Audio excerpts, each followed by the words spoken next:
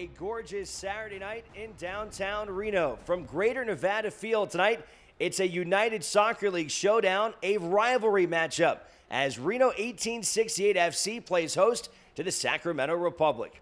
And hi, everybody. Welcome inside our broadcast booth alongside Colin Tabor. I'm Alex Margulies. The Donner Pass Derby here tonight in Reno, and these two teams, every time they get together, it is always entertaining. Yeah, both Reno 1868 and Sacramento Republic aren't in the best of form right now, but all form goes out the window in a game like this tonight. All right, let's take a look at some of the key players of the match. We'll start with Sacramento's Cameron Iwasa. He is now the all-time leading scorer in team history with 27. He is such a dynamic striker. Yeah, Cameron Iwasa is someone that the Reno defense is going to have to look out for. He's so quick getting behind the defense, has such pace to him, and all he needs is half a chance, and he can put it away. On the other side of the pitch, Reno's got quite the striker themselves, and Brian Brown. He's tied for 9th in the USL with 11 goals. Second year with the program, and Ian Russell always felt like Brian Brown could be this kind of a player, and he's been exceptional lately. Yeah, Brian Brown has really stepped up in this role as the talisman striker for Reno 1868, filling Dane Kelly's boots. He's been fantastic. All right, should be a great one here tonight inside Greater Nevada Field. I tell you, when these two teams get together, these two fan bases, even in a short period of time, have already kind of developed a little distaste for one another. It should be a loud and raucous environment here as Reno 1868 takes on the Sacramento Republic. United Soccer League action is coming up next here on My 21 TV.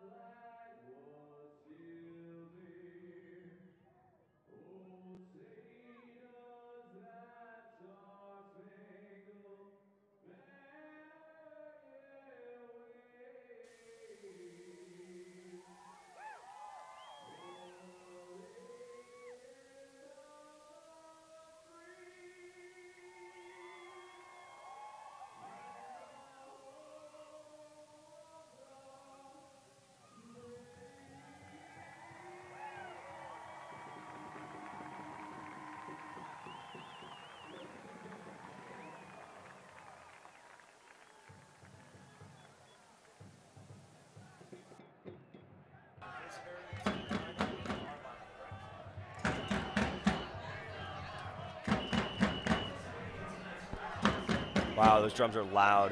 I think that's because that's right where our crowd mic is. That's exactly what.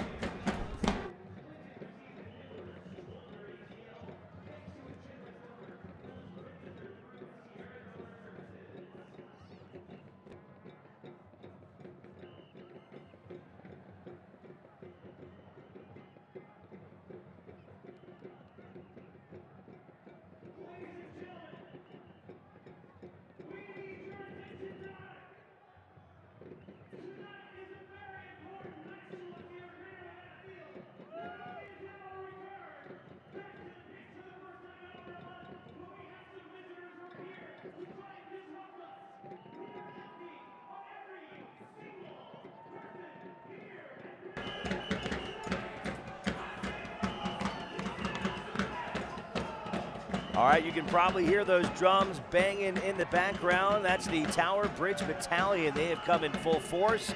And the Battle-Born Brigade, they're going to give them a run for their money as well. Again, it is going to be a loud and raucous environment here in this Donner Pass Derby showdown. Let's take a look at tonight's starting lineups. We'll begin with Sacramento. They come in 12, 7, and 7. You see the lineup there. We talked about Iwasa in the open. This is an experienced group and a very good keeper at the back in Josh Cohen. Yeah, Josh Cohen's very capable keeper at this level. He's going to have a tough time tonight trying to keep out this Reno 1868 attack, though. Cohen, 85 saves this year. That's second best in the USL. He has played in all 26 of their matches coming in. On the other side of the pitch for Ian Russell and Reno 1868, a couple changes for them. Mo Chow getting a chance to make his 5th start of the season. I hope he paired up with Brian Brown. This is a unit in the middle and in the back that really has been strong in 2018 under Ian Russell. Yeah, the back four, unsurprisingly, is unchanged for a long period of time now. We've seen Richards, Carroll, Janjiggy, and Lacroix for long stretches this season, and it's been indicative with the defensive record they've had so far. JT Marcinkowski back in goal. He signed a homegrown contract with San Jose before this season, and he has been very sharp for the Aces, the 20-year-old out of Alamo, California. Here come the boys in blue, the Reno 1868 Football Club here as they will try to continue their climb in the Western Conference. This is a team that had a very poor start to the season. Then over a 16-game stretch, they did not lose a single match. That would last until their last home meeting, which came against St. Louis back on July 28th. Couple rough patches lately, a couple losses and a draw, but Reno with 10 wins and 38 points on the season, in good position right now for a postseason spot. And as you mentioned during that open, these next couple games here against Sacramento and the next one against Vegas are going to be extremely important when it comes to Reno 1868 and not only getting into the postseason, but finishing in the top four. Yeah, Reno 1868 with a lot of games to make up. They're gonna need to turn those into wins to be able to climb their way up the table and get that home spot in the first round of playoffs. Mo Chow able to penetrate deep into Sacramento territory as the Republic will clear it out back towards midfield. Our head referee tonight is Elohilio Ariaguin. Will be assisted by Eric Earhart, Stephen McConigal, and Vince Appold Chiarella. Brian Brown, an early chance here. Right away, Brian Brown uses his body to get a good turn and just can't quite get the shot right and scuffs it wide, but good opportunity early on for Reno. Here's Josh Cohen, a 25-year-old from Mountain View, California. Time in the USL with Orange County as well as Phoenix before moving on to Sacramento this year. He's got 8 clean sheets. This has been a Sacramento defense that has been gashed early in games, especially over their last couple. Yeah, they've been caught on early in the last few games. A lot of goals scored early on. They're going to want to tighten up their defense, try to reduce mistakes early in the game and let themselves build into it. Sacramento led by Simon Elliott in his first season with the club. They're coming off of 2 consecutive losses, including a 4-1 blowout loss in a rivalry matchup with Los Dos. They dropped that one 4-1. They were down 3-0 by the 30th minute, so certainly Sacramento also trying to get back into form here tonight. Yeah, after a good run of form where they were really climbing up the table, they were finally finding their groove and playing like the team they know they can be. They've stuttered a little bit in the last few games. They'll be looking to finish in the top 4 as well. And the Western Conference is it's pretty tight there from positions 2 to 7 or so. Well, and I imagine Sacramento and their fans are tired of this upstart Reno 1868 team having the upper hand when it comes to head-to-head play. Yeah, in the league, Reno 1868 has definitely had Sacramento's number with 3 wins and a draw. Sacramento has definitely had the better of them in Open Cup with 2 wins in Open Cup play. But in the league, it's been all Reno.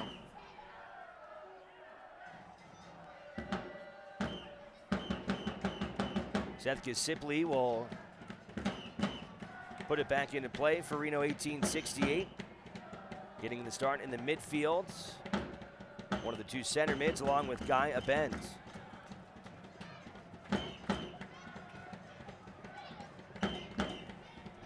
Both teams working through some injuries. 1868 without Lindo Mafeka. Dynamic midfielder. On the other side, Sacramento without Matiasic.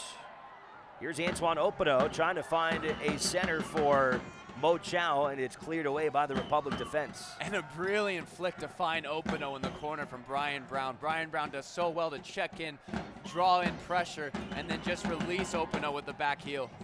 Van Havik sent it down to Richards. Here comes Sacramento on the counterattack. Here's Cameron Iwasa. And Lacroix will steal it from behind. Yeah, we mentioned before, all Iwasa needs is a little bit of space. He can turn a half chance into a goal. He's so good at just finding that bit of space to release a shot. So that was good covering by Duke Lacroix there.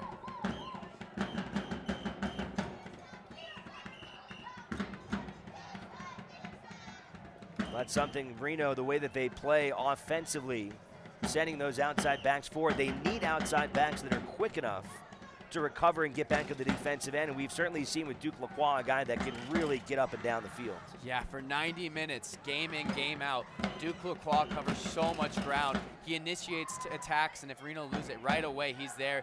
And he's made a lot of last-ditch tackles as well from positions of recovering. Antoine Opino down on the ground. See what happened there.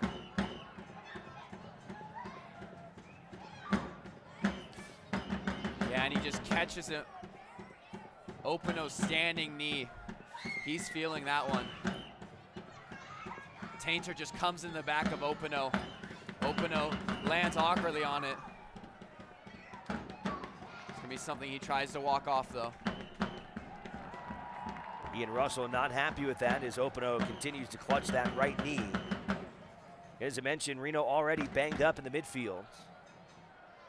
And Opino certainly one of their most important players offensively. He is tied for third in the USL when it comes to assists, having done that 9 times this year.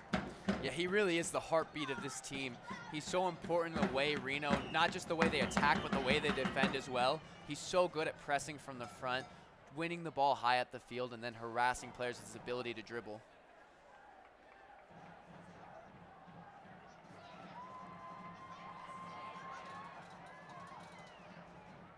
Opino able to get into the box, but loses control of the ball as it's cleared back towards the other side.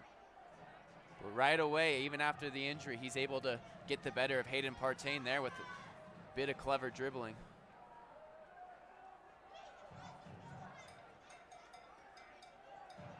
Last time these two teams played, it was a wild second half for Reno 1868. They would trail 2-0 until the midway point of the second half, only to see a 3-goal stretch over a 5-minute period. An incredible run by Reno 1868 to rally and beat Sacramento by a 3-2 final. That was their only USL matchup this year. I feel like when these two teams play, they always like to try to play an open game against each other. It always makes for a thrilling contest. You could argue that win for Reno in Sacramento earlier this year, the way they did it was the greatest win they've had in team history. It was huge. I mean, Sacramento Republic for long stretches of the game were the dominant team, but all it took was 6 minutes of madness for Reno 1868 to put away 3 goals and walk away from Sacramento with huge 3 points. Now it's Seth Kasipley, he's down on the ground. So early on, some physical play, and Reno taking the brunt of it.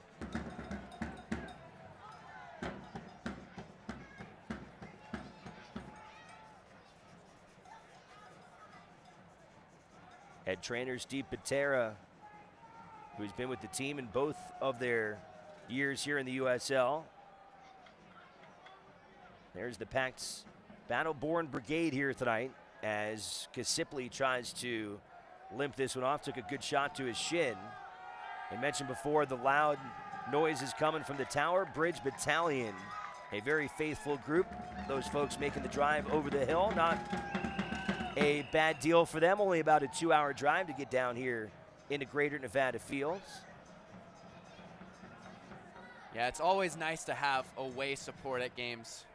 I mean, it is rare with just how much, just the proximity between cities in this country. It makes it difficult for fans to travel, but it's always exciting when Sacramento Republic fans come to town. They always make the atmosphere a really lively one. Some good movement here by Reno. Brian Brown, though, a little too far for Opino, but a good job by Mo Chow before that, helping keep possession for Reno. And certainly with their 2 strikers in Chow and Brown, they've got 2 sturdy guys that can take some physical contact. Yeah, Brian Brown's been excellent early on, turning at the defenders, trying to find through balls. And I think Mo Chow is such a handful with his off-the-ball movement. He makes such clever runs, and he's just really a chaos factor up there. where you constantly have to check your shoulder to see if he's trying to get in behind.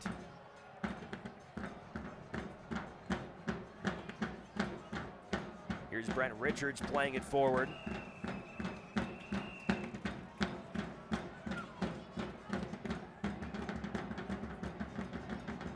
Stolen away by Jerry Van Avik. Back to Josh Cohen in goal.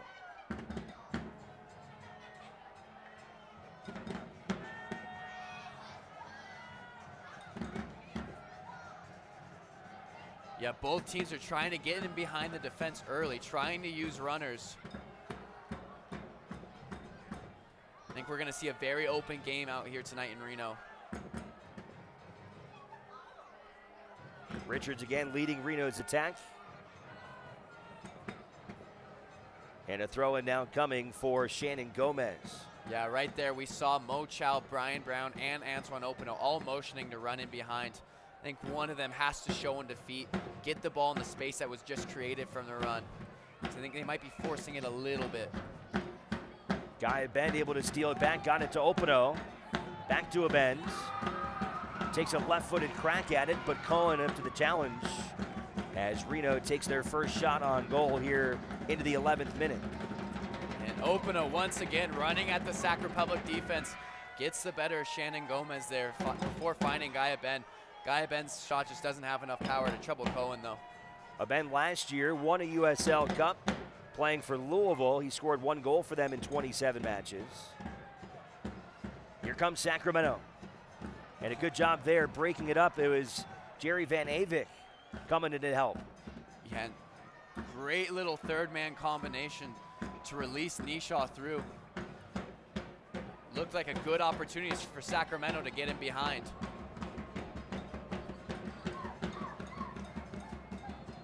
Trying to find Nishaw again as Lacroix comes up and defends him. And a whistle goes against Sacramento.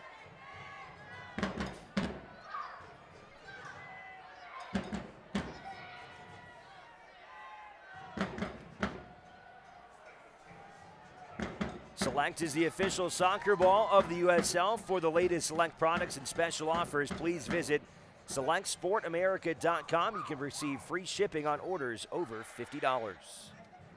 Alongside Colin Tabor, Alex Margulies here in downtown Reno tonight. Minute 12 of the Donner Pass Derby, Reno and Sacramento. Oh, and Brian Brown gets behind Jeremy Hall, but decides to leave it for a corner. Doesn't have a lot of support, lets it roll.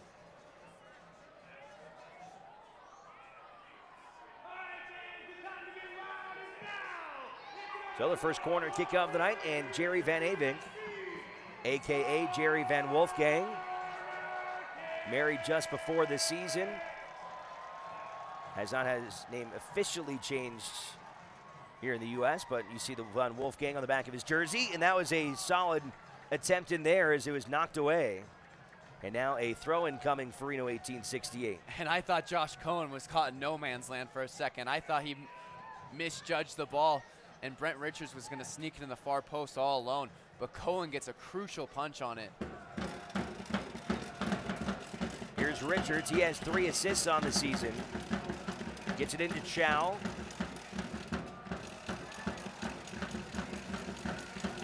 Opino keeps possession.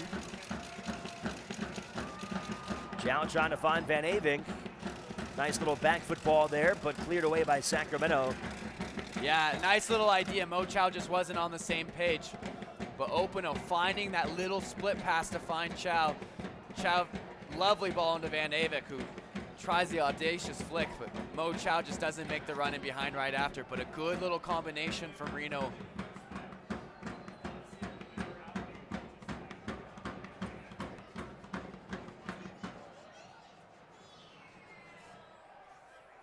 Carroll going to a long ball that time.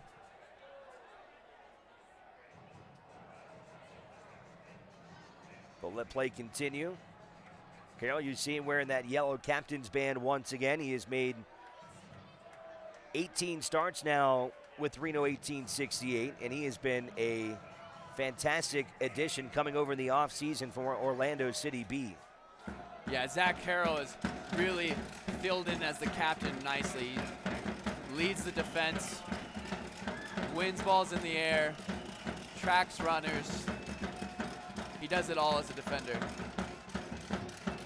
Van Avik trying to find Brian Brown. He has to leap over a diving Josh Cohen, who has the save.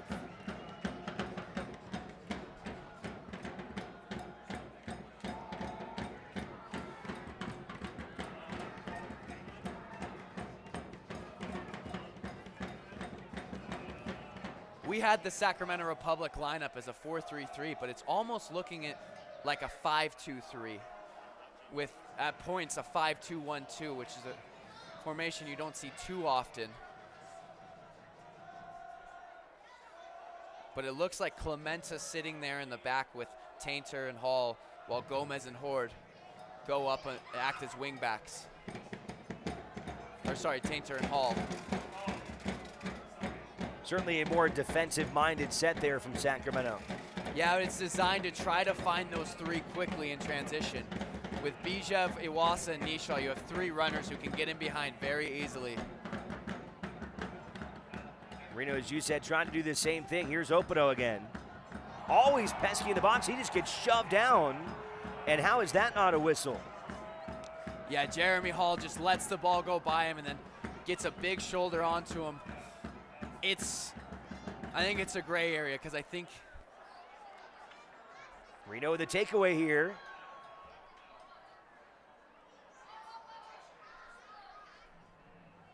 Van Avik back on the ball. Good feet from Van Avik, but Horde recovers well. But yeah, I mean, I could see it both ways on that one. In the box, you have to be completely sure. And I think Hall does a good job letting Opino push it past him and then just getting a big body between them. Richards takes a crack at it, goes wide of the net though. Reno, though, here in the last 5 minutes has seen their chances really increase. Yeah, for a 5 in the back, Sacramento don't seem too sure of themselves defensively. A few times now, Reno have been able to slip through into dangerous areas. Well, we've certainly seen over the last 2 years teams that come into Greater Nevada Field and play 5 guys in the back, and Reno has been able to pick teams apart like that. Yeah, I think they do a good job of it. You kind of want to have 3 center backs when you're up against 2 strikers, which Reno often play with. But it just invites so much pressure because you have 4 or 5 guys running at 6, really, if you include the fullbacks, running at you in the attacking third.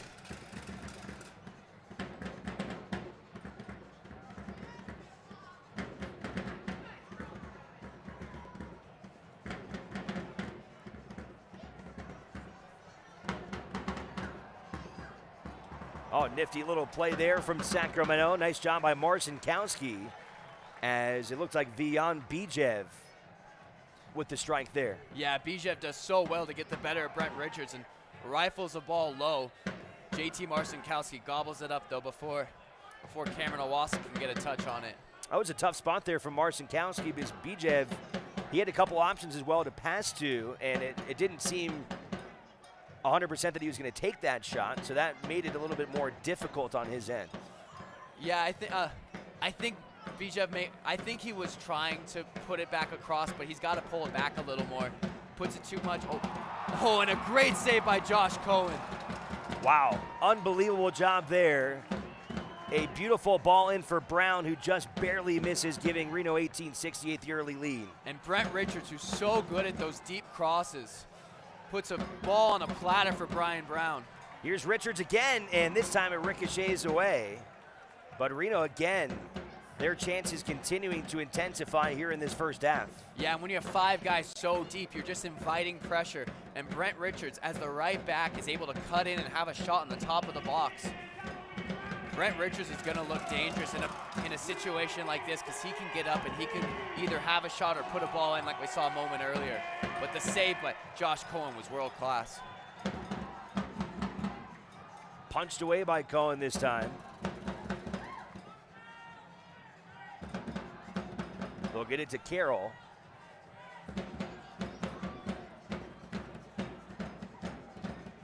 Gets it back to Van Avik in the corner.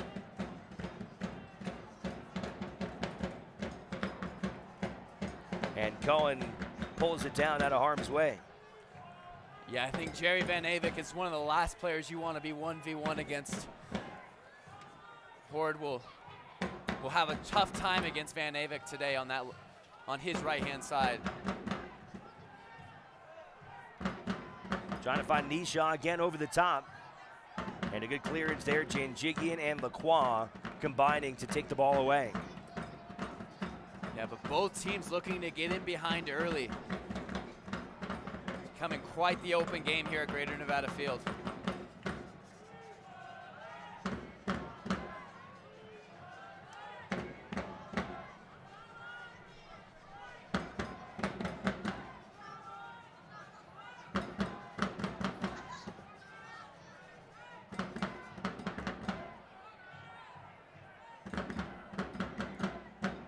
A bend knocked down, whistle goes against Sacramento.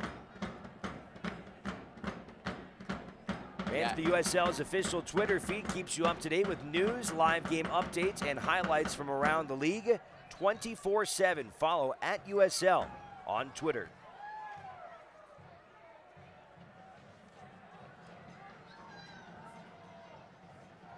"20 minutes gone here tonight inside Greater Nevada Field. Still 0-0 between these two West Coast rivals. Second meeting this year in USL play, Reno winning in Sacramento. The Republic did get a win here in US Open Cup play. They have ended Reno's run in that tournament in both years of existence.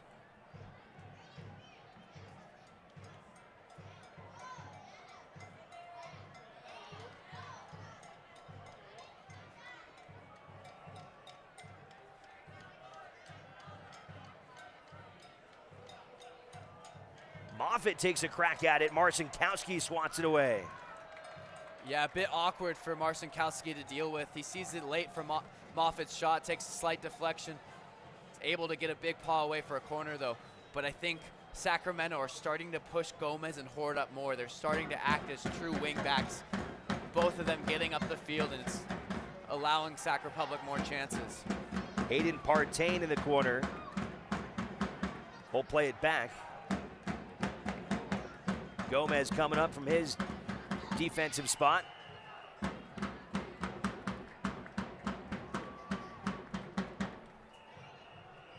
Reno trying to flip the field, but an errant pass there from Abend.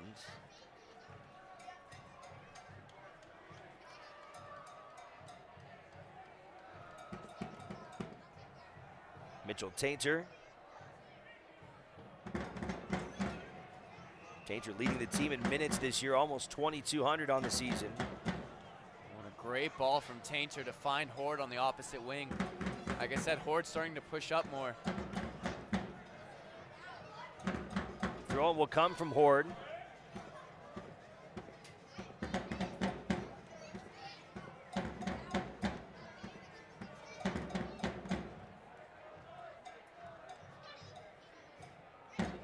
Really nice defensive work there from Duke Lacroix.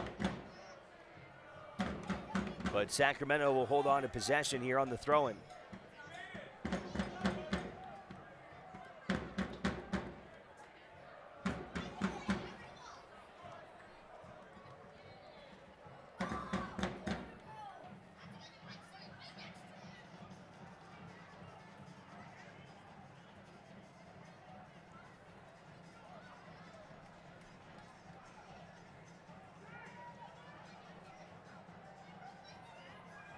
Reno trying to be a little more patient, careful with the ball here as they advance the possession.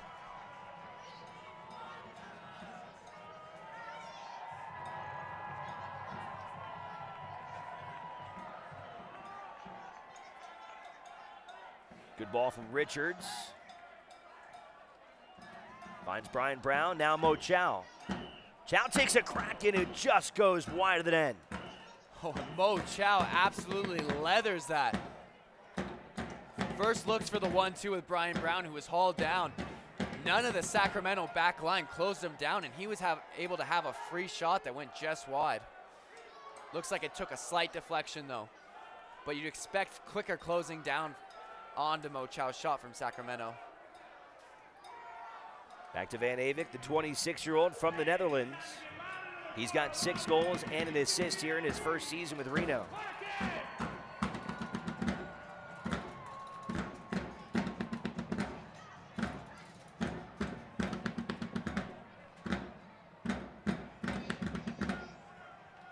Sacramento finally able to clear it out of the box.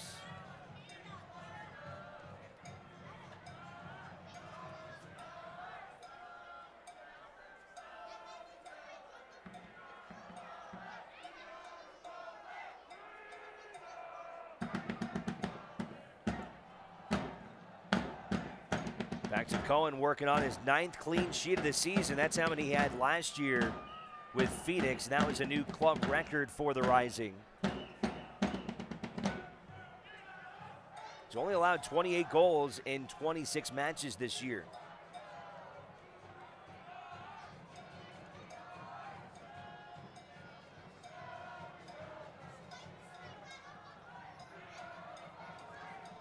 A good run from Gomez there. Just drifts out of bounds, though. It's clear Sac Republic are looking for those balls in behind. They want to counter quickly. They want to use the pace of their front 3+ wingbacks to get in behind and catch Reno off guard. Reno sending a wave forward. Opado finds Van Avink. Over to Richards.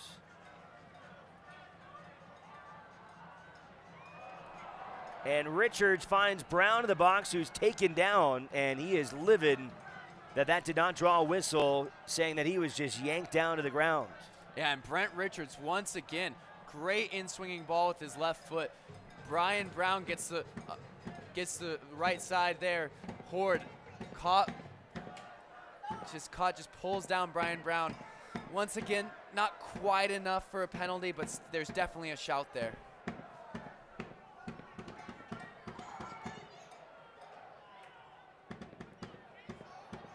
Reno's had a couple close calls in the box here tonight.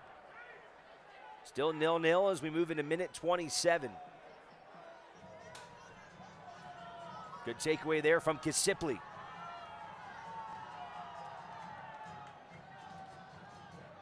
Oh, and a good run from Jerry Van Avik. And Jerry will force Sacramento into giving Reno a corner kick. Yeah, but the moment Tainter goes down, you want Jerry Van Avik to drive it into the box. Instead, he pushes it back to try to take on Tainter again. Earns the corner, but it could have been more.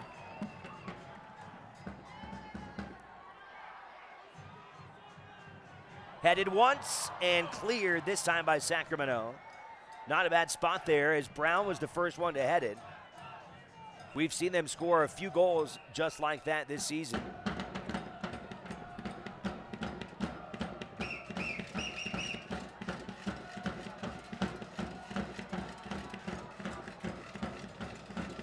Simon Elliott, Sacramento Republic coach, tries to take the ball down there.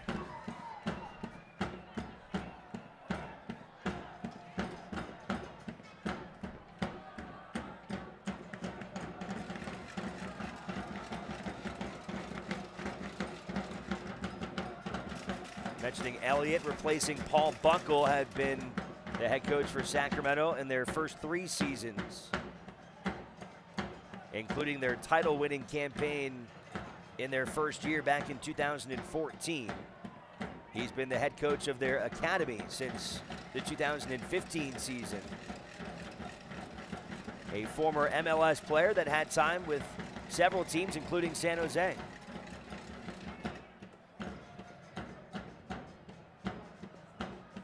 Reno, of course, a San Jose Earthquakes affiliate.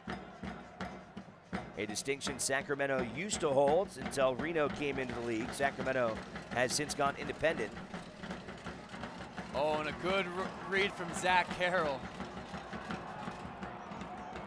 The touch gets a little away from him, so he has to go down the ground to try to stop it from being a counter. The ref judged it to be unfair. I think just the amount of aggression he showed to get the ball.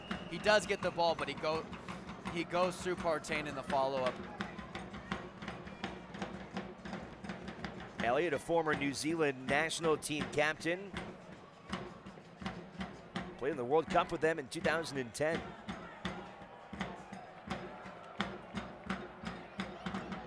Ian Russell on the other side. He as well, of course, played for the San Jose Earthquakes, a two-time MLS champion in both the 2001 and 2003 seasons.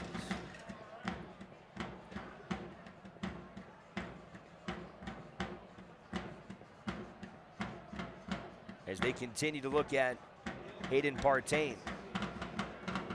And it is going to be a yellow card against Reno's Zach Carroll.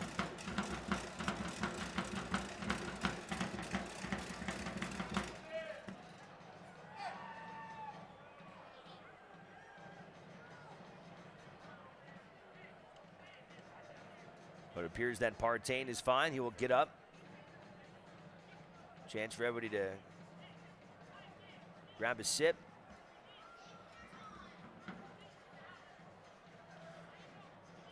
Yeah, a chance for this game to slow down a little bit after it's been so end-to-end for these first 30 minutes.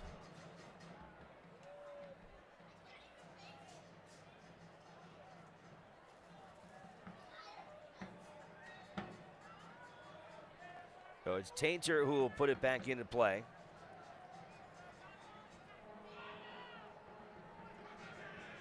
First season for Tainter with Sacramento after 2 years with Toronto. A mainstay on their defensive line. We'll survey Reno's defense. Oh, and Moffitt tries the dummy, but no runner in behind there. A bend is taken down and a whistle goes against Sacramento.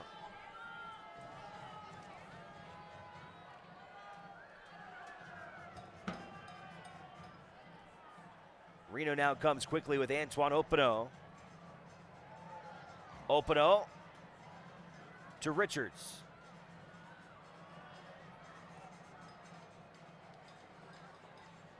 And Richards with two fantastic crosses before that, gets that one wrong. But the combination of Opino and Richards this first half has been fantastic. Both of them going at Gomez and Tainter, causing problems, and combining really well.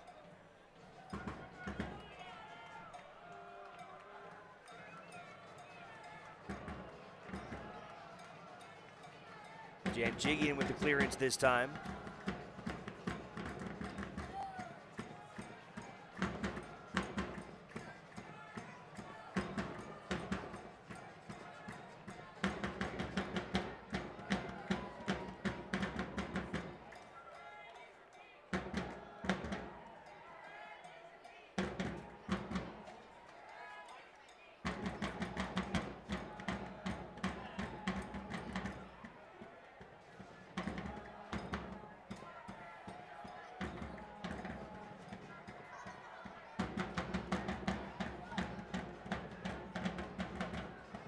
Boy, it has turned out to be a beautiful night for some soccer here in downtown Reno. A massive crowd has come out here this evening to watch these two rivals go head-to-head. Almost at capacity on the grass, which is off on the right side of the field behind what is the outfield fence for the Reno Aces here at Greater Nevada Field, the AAA affiliate in baseball, the Arizona Diamondbacks. Not a whole lot of empty seats here tonight. No, I think this is the most packed I've ever seen Greater Nevada Field. Great atmosphere here with Sacramento, of course, contributing to that as well. As we hear the Tower Bridge Battalion right below us. The drums have not stopped. And the Battle-Born Brigade, they have been equally as loud, standing on their feet since before kickoff here tonight. Opino trying to get it away from Bijev, can't do it. Back to Bijev.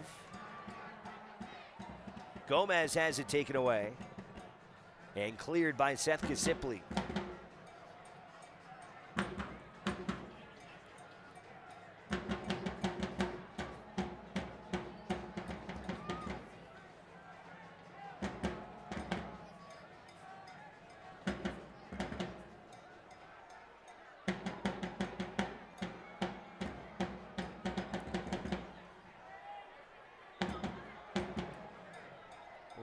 great cross from Clementa to try to find Cameron Iwasa. Zach Carroll deals with it well, and now Reno are on the other side. Brown with some pressure as usual there. One of the things he really excels at. We've seen him force some goals in some spots over the last 2 seasons by being aggressive and charging towards the net.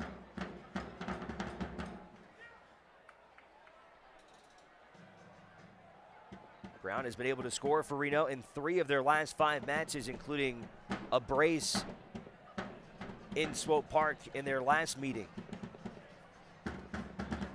Yeah, and a great game in Swope Park in the pouring rain, a 3-3 draw.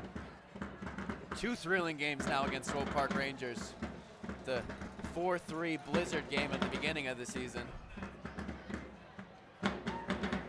If both of the teams make it into the postseason, which we think they will, that could be a juicy matchup if Reno should find themselves matched up again against the Rangers.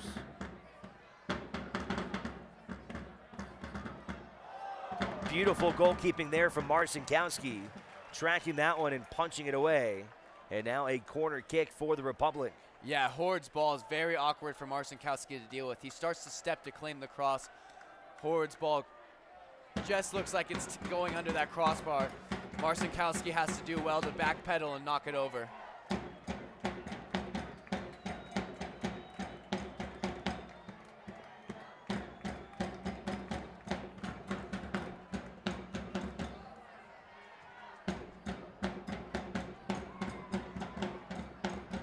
Van Avik able to keep it away from Clementa. Another chance here for Sacramento. And what are they going to do here? Looks like he's waving it off. No foul there. It looked dangerous though. Van Avik doesn't get enough on the clearance. It falls to Clement, who finds Partain.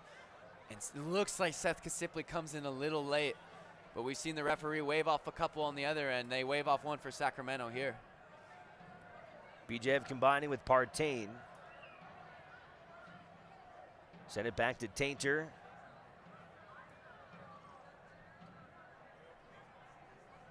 Now it's Hall who plays it forward.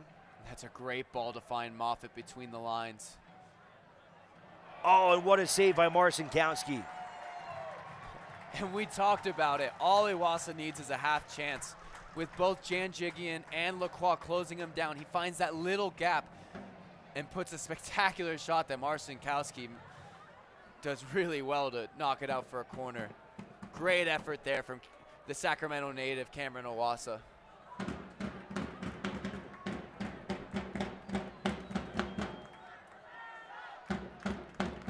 Here in the 38th minute, now a corner from the other side. It's Mo Chow who gets his head on it to clear it away. Gomez will go and collect.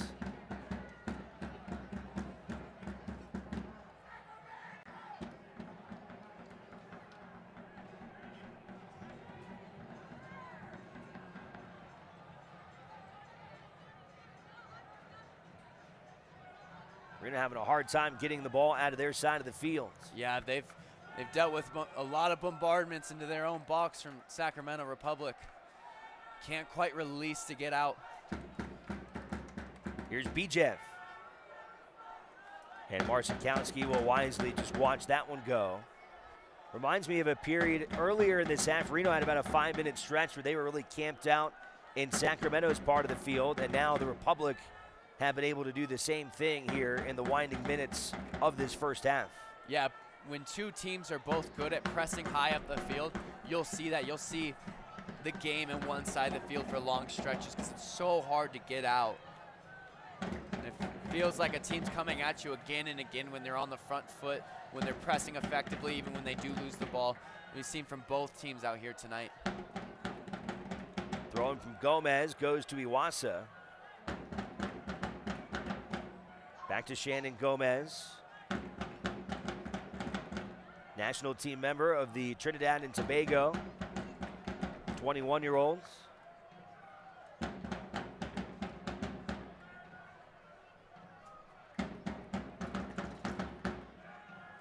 Yeah, but Sacramento have really grown in this game in the last few minutes. Ooh, a good ball in there from Moffitt to find Bijev. Marcinkowski deals with it well, though.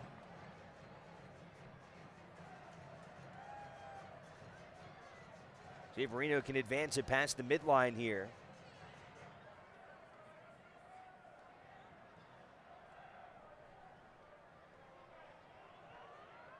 Oh, and they do well to break the press. A bend taken down, but no whistle. Openo keeps it for Reno, finds Richards. Now Jerry Van Avik. Jerry's got an opening, takes a right-footed strike and a diving stop from Josh Cohen. Yeah, Jerry Van Avik with space is so dangerous. I don't think he quite gets enough on it. Maybe hits the ball into the ground a little bit, but it's still a good save from Cohen. You back Jerry Van Avik if he gets one more chance like that. He can really hit them.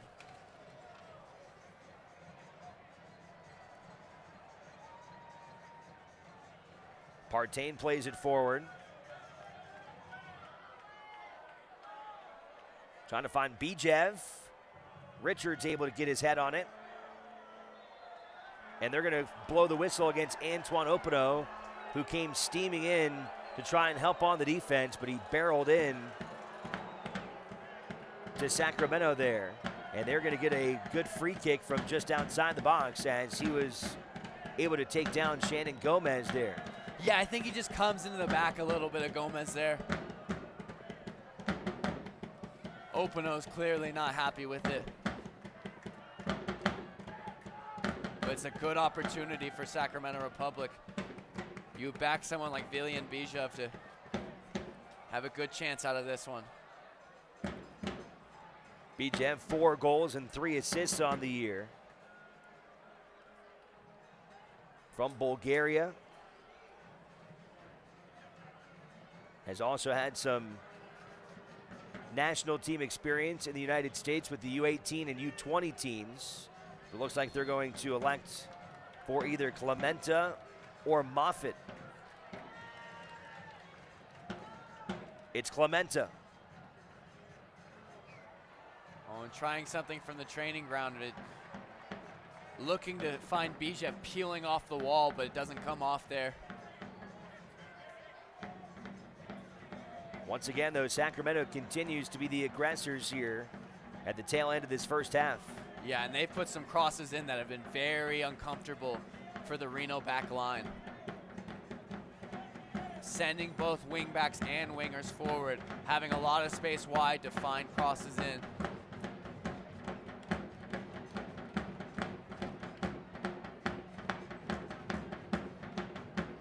Final couple minutes here in the first half and what has been an exciting 0-0 draw. Chances for both sides. A very evenly played match so far in this Donner Pass Derby. Yep. Partain gets knocked down by Jerry Van Avik. I think he does well. He senses the danger, gets his body between, finds the foul.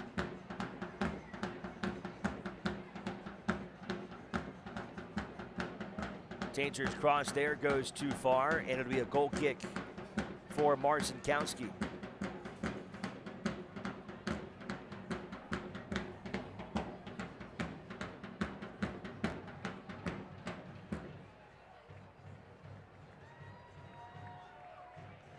Sacramento's held possession about 58% of this match.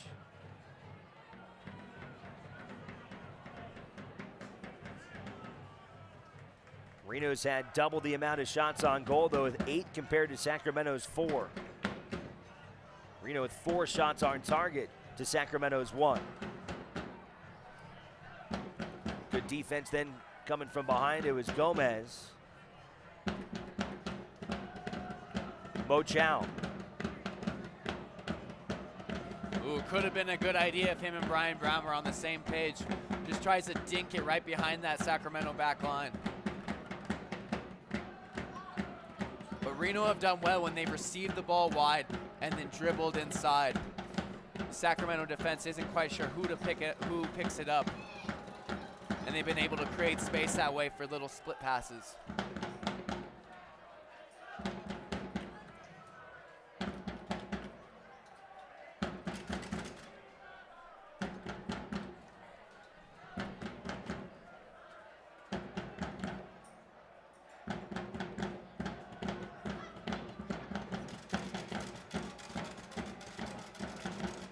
USL fans, you can get an inside look at life on and off the field from a player's perspective every Wednesday evening on the latest edition of From the Pitch. You can find that on uslsoccer.com. Final seconds here in regulation of the first half, and still 0-0 here tonight in downtown Reno.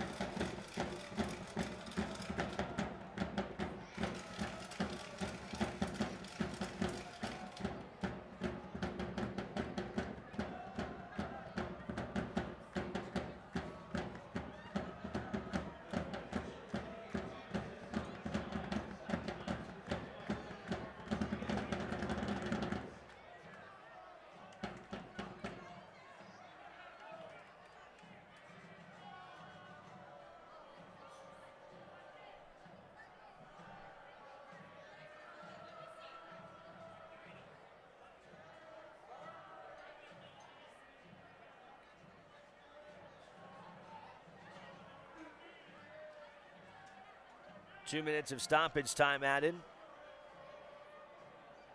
Ooh, and Gaia Bend almost finds Openo's run, just a little bit too much for him. But I think you've seen less of these runs in behind the back line since Sacramento have gained a foothold on the game. So it's good to see Openo trying to get in behind.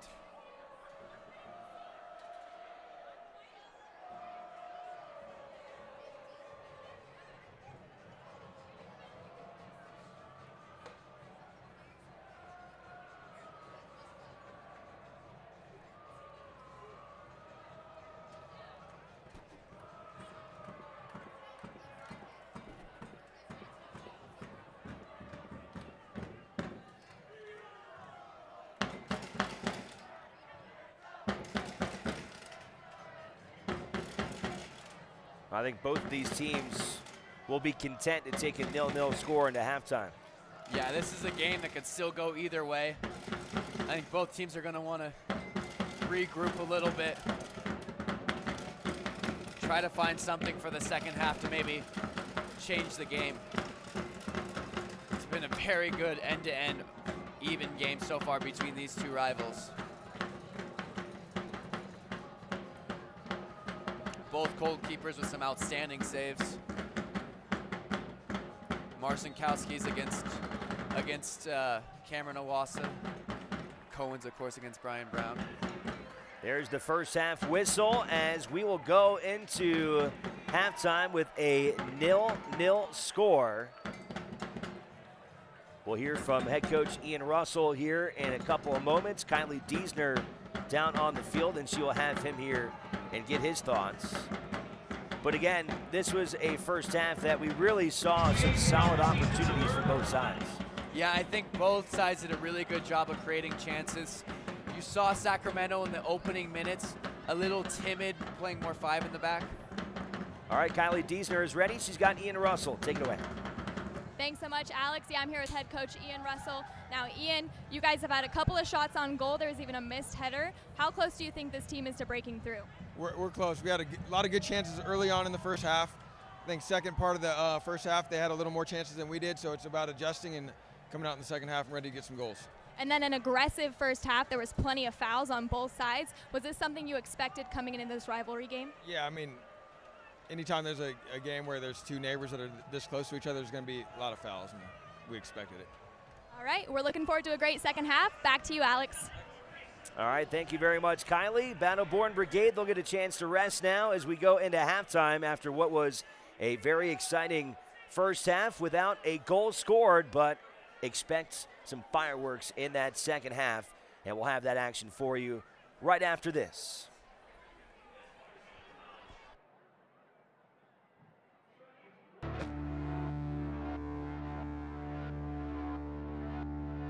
I was born from the bottom, but raised to the top.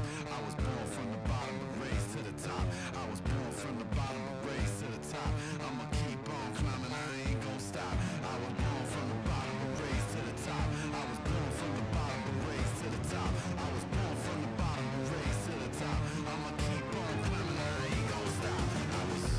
17 of Olsen, looking for number 14. There it is. Cross comes in towards the back post, and Foster Langsdorff has his 11th goal this season. The corner of the 18, cross comes in, and a goal for Foster Langsdorff. It's his second of the evening. Into the box, a strike, and a goal. Christian Valesky.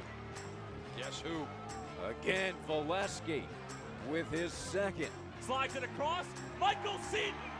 Seaton in on goal, Michael Seaton, he's at the brace. Ledesma right at the edge of the 18, takes a shot, and Manu Ledesma does it again! Now Spees gives it a go, and Spees finds the back of the net. Game of one-upsmanship from the Indy 11 this season. Rebound comes out, though, and it's stuck right back in. And guess who? Solomon Asante. Chance now for St. Louis! Long overdue goal for Corey Herzog. Here's Carl Howarth, and the shot, and it is 1-0 Ottawa Fury FC. Griselle is aimed to strike. It hits the frame of the goal and goes in. Laid off to the path of Barry. He's onside, and he fires it home. It'll be Gordon to strike with his right boot, hits it, and puts it in the back of the net. To Velasquez. He'll take a crack through distance, and a goal! Chandler Hoffman redirects it for the goal. Here's another opportunity. Dixon shot, and a score. Back to Corbin Bone. Bone inside of the 18, buries it in the back of the net. Still Belmar. Now into the area, Carlson Belmar. Losing his defender, Belmar. Surely, Blackwood gets the goal. Great save by Kendall McIntosh. Shot getting a piece of it. What a save. Great stop by Dykstra. Oh, what a save by Vaughn Williams. Cardoni with an impressive save. A brilliant save.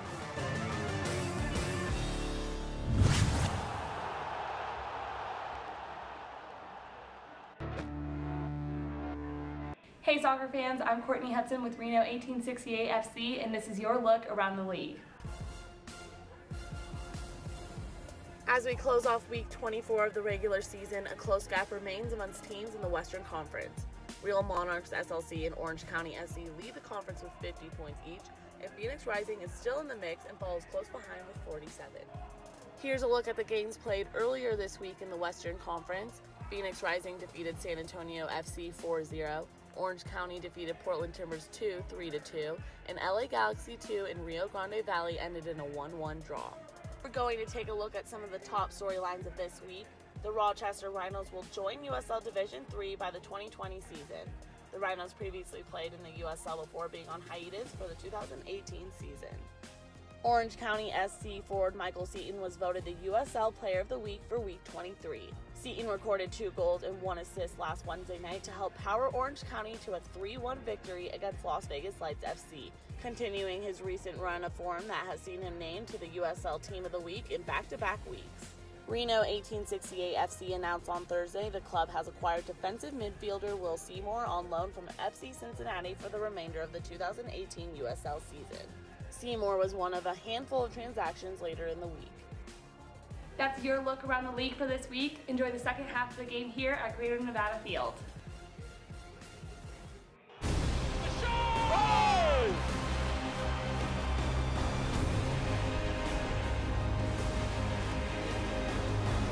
Near post! Oh, what a finish by Charlie Ward! Jesus Enriquez does it again! Great save by Stefano! Oh! The ball to Muzma!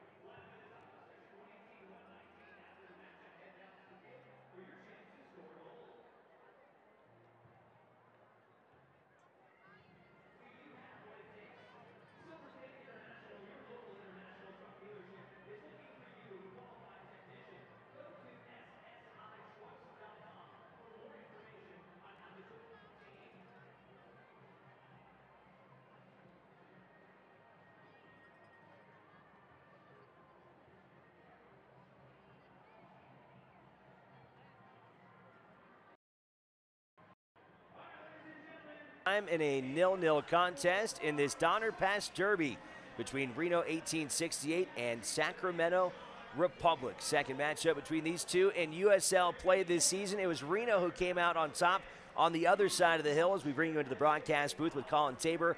I'm Alex Margulies. Certainly an exciting first half as both of these teams had their sets of chances. In the first kind of 15 minutes, Reno really felt like they had a lot of offensive momentum, but that final 10-15 of the first half, Sacramento was really pesky offensively. Yeah, Reno was definitely coming at Sacramento early on. We saw a few really good chances, especially on the right-hand side with Brent Richards and Antoine Opino. But, I mean, big save by Josh Cohen on Brian Brown. And then Sac Republic started to do the same on the opposite end. A lot of good crosses, and JT Marcinkowski really stepped up and did the same on his end. All right, Colin, let's take a look at the highlights from the first half, and we'll start off in the 14th minute.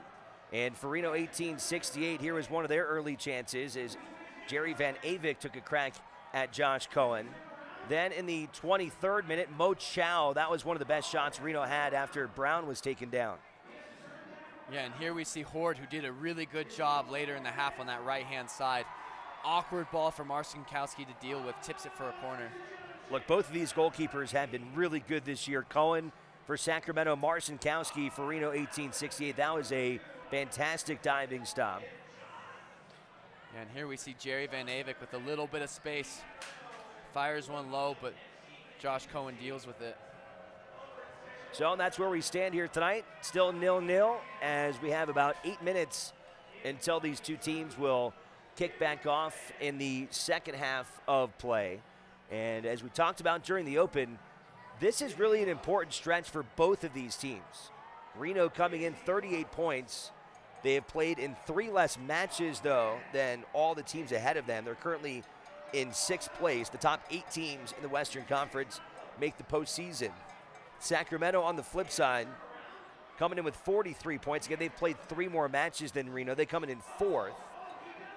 Reno coming off of a couple losses and a draw. 2 straight losses for Sacramento. I mean, this match here tonight, depending on how it shakes out, if one team gets 3 points or the other, it could be the difference between A, either getting into the postseason, or B, separating maybe one of these teams going from 4th to 5th, which is incredibly important because those top 4 teams get to host in the first rounds. Yeah, and I imagine both teams will go to playoffs, but I think it's only one or the other that will see a top 4 place and get the home game. This is a very important game for Sac Republic. It's their last really tough tough game left in their schedule. A lot of really games against the teams near the bottom of the table. And for Reno, so many games in hand. But for games in hand to mean anything, you have to get results. So Reno will really want to start winning games like they were earlier before a little bump in the road with the past 3 games and really see themselves out so they can get that home playoff game. When you break down what happened in the first half, if you're Reno 1868, how do you finally break through and get one past Josh Cohen? I think you want to keep attacking Sac Republic out wide and then come in. Try to find space in the half spaces because the back 3, when they're defending, are so tight to each other. They're so tight, and you can find spaces between the wing back and the closest center back to be able to get balls in. I think they've had good opportunities in that. I just think they keep doing what they're doing, especially Brent Richards, who's been phenomenal at that in that first half. Simon Elliott and Sacramento Republic. Again, their offense really was doing well towards the end of the first half. Do they continue with that approach in that last 15 minutes, or what kind of adjustment do you see them coming in to the second 45? I think to start the half, you'll see that more of a back 5 rather than back 3. Just invite Reno a little more, try to find a couple times in the counter before trying to get a footing of the game again, send the wing backs up, and I think they're going to try to do the same. So easy at first, really defensively conscious, and then maybe mix things up a little bit. Once again here at halftime in a United Soccer League play between these two rivals, separated by about a 2-hour drive. Reno here in the foothills of the Sierra Nevada mountains on the eastern side of that range. And if you cross over that big mountain range over Lake Tahoe and go west, you'll find yourself into Sacramento, halfway between Reno and San Francisco. And from the very beginning, this was billed as what was going to be a big rivalry between these two franchises. And certainly their fan bases have taken to that, as Reno 1868 and Sacramento, two very passionate fan bases in their first couple seasons here in the USL. And I think that was on display to start the first half. Yeah, I definitely think so. I think both teams approached the game, especially in the beginning, it was very open. Both teams want to get a goal. Both teams want to walk away here with 3 points. And you can hear the fans both encouraging each of their respective teams. There's a quick shot of Will Seymour, the new central midfielder on loan from FC Cincinnati. Very exciting player. I think we should expect to see him come on in the second half. Yeah, Seymour was signed on that loan just a couple days ago. FC Cincinnati, of course, they're in first place in the Eastern Conference. Seymour, a guy that made 13 starts with the Whitecaps 2 up in Vancouver a season ago. 26 years old.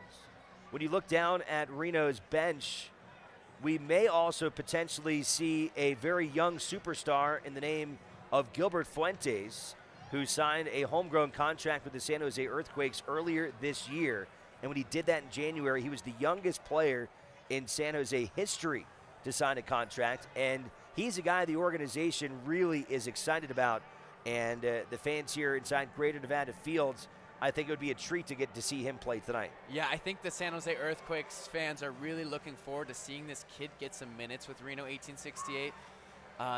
They're playing right now, but I imagine they'll tune in once their game is over, and I think we'll see some of Gilbert Fuentes, really exciting teenager, someone with such high potential, someone I'm personally looking forward to seeing. So both teams coming out of the locker room just a couple minutes away from kicking off here in the second half. And we'll see if either team makes a substitution straight out of the gates. While they continue to warm up, we'll give you some scores from what's happening tonight in the USL. No surprise tonight for the Real Monarchs SLC as they are dominating Los Dos 4-0 as they continue to lead this Western Conference race. Rio Grande Valley, they've got a 2-0 lead on Orange County. That match is in the 74th minute. They're at halftime. Colorado Springs and Phoenix are knotted up at 0-0. And in the 32nd minute, Fresno with a 1-0 lead on the Las Vegas Lights. Talking about a rivalry match here this evening between these two teams, again separated by only 2 hours. Well, Tuesday, going to be more of the same. Las Vegas Lights making their first trip to Northern Nevada, a Silver State rivalry coming to the biggest little city, and that'll be exciting to see a Reno and Las Vegas franchise square off in USL play. Yeah, a game I personally am very excited for. I think it should be a good one. So great to see two just huge games for Reno in such close proximity to each other. I mean, such a quick turnaround from a Saturday night game to a Tuesday night game for Reno. It's the same case for the Las Vegas Lights who are playing right now as well. Well, and Ian Russell had talked about before this match, it was kind of strange. The team only played 2 matches in their last 30 days. I mean, they're getting a little itchy right now, and certainly from here to the rest of the season, a lot of matches left on the slate. And again, Reno, they've played 3 less matches than pretty much everybody else. Yeah, and it could be a potential to move 9 points up the table, but they have to take advantage of every single game. Just counting down the seconds here to the start of the second half, Cameron Iwasa, the Sacramento native who has been a superstar for this franchise, the all-time leading scorer with 27 goals. He will put it in play, and we are underway here in the second half from Greater Nevada Fields. Viljan Bijev trying to center it for Nisha, and early on, Zach Carroll is going to have to clear it outside the box. And a great start for Sac Republic. Gomez does really well to get on the end of that ball and knock it down for Bijev. A bit nervy opening for Reno 1868 there. So it'll be a very quick corner kick, and Hayden Partain played in a national championship with Wake Forest against Stanford back in 2016. Played in a lot of big games. Lacroix able to get his head on it and clears it away. And now a throw-in for Sacramento. It'll be Shannon Gomez to take over there. Over to Bijev, who gives it right back to Shannon Gomez. Into the box and headed into the back of the net. And Sacramento strikes right out of the gates here in the second half. And who is it? Cameron Iwasa, his 28th goal in franchise history. Yeah, what a ball by Tainter. Cameron Iwasa just catches Janjigian ball watching a little bit, drifts off to that far post, and heads it past JT Marcinkowski to make this 1-0 early in the second half. Sac Republic come out the gates early with a point to prove here in Reno. Well, that's incredibly frustrating for Reno. Again, this was a Sacramento offense that was gaining a lot of steam going into halftime, and they took it straight to the Reno defense coming out of the break. Yeah, and it's the same thing. It's those balls from deep that are so hard to deal with. Reno lose Iwasa. Janjigian loses his mark, and Iwasa is able to capitalize with a great header just on the underside of the crossbar. Here's Lacroix as Reno tries to answer. Van Avik back to Lacroix, tries to center it for Brown. Hall does really well to get to that ball before. But now we see Lacroix get up the field more. It's a lot of Reno's attacks have been down the right-hand side. We haven't seen a lot of Lacroix getting forward.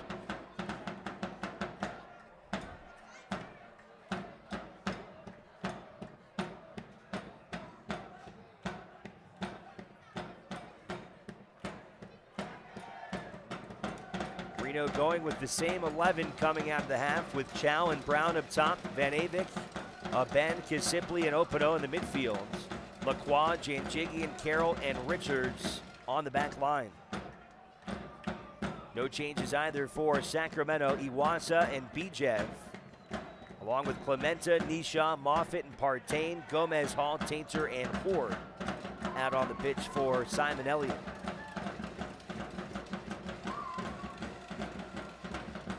That's the first time for Sacramento since they beat Fresno 4 matches ago that they scored first.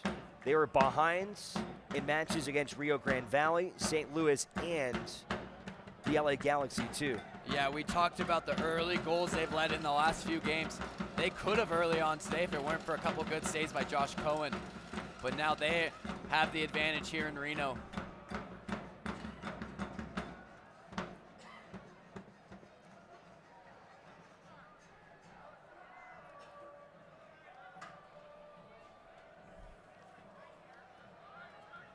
And you can stay up to date with all the best from social media around the USL by watching Off the Post, hosted by Kelsey Steele, every Friday evening on USL's social media channels. A 47th minute goal by Cameron Iwasa, his 12th of the season. That ties a career high for a single year for Iwasa. Back with Sacramento after a year with Sporting Kansas City, who loans Iwasa down to Swope Park. Spent 2 years with Sacramento in his first couple years in the USL, and back at home, only 24 years old, he continues to be a really impressive player. Yeah, such a great striker on the U.S. level. I think he was expecting to make that jump into MLS last year. It didn't come for him, but being back with his hometown has done wonders for him. Good tackle by Moffitt there to stop Lacroix's run, and Sacramento can counter. Here's Iwasa again. Trying to find Bijev. No flag goes up. Elliott Horde playing forward. Back over to Horde. But yeah, Sacramento starting the second half just like how they ended the first. Just on the front foot. Reno aren't quite sure how to answer it. Jerry Van Avik.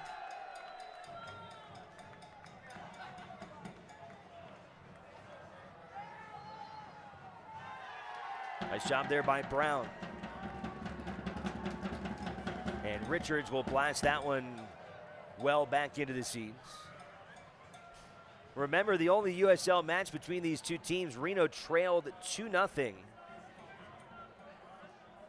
into the 50s, only to see 3 goals scored in a 5-minute span, getting goals from Paul Marie, Mo Chow, and Brian Brown, as they would go on to win in Sacramento by a 3-2 final. Yeah, and I think Sacramento will be wary not to be complacent at all, because I think they had a bit of complacency in that reverse fixture in Sacramento. They'll know to see the whole 90 minutes out, but Reno's is gonna come at them with everything they have in this second half. They want to keep their unbeaten record in league play against Sacramento intact.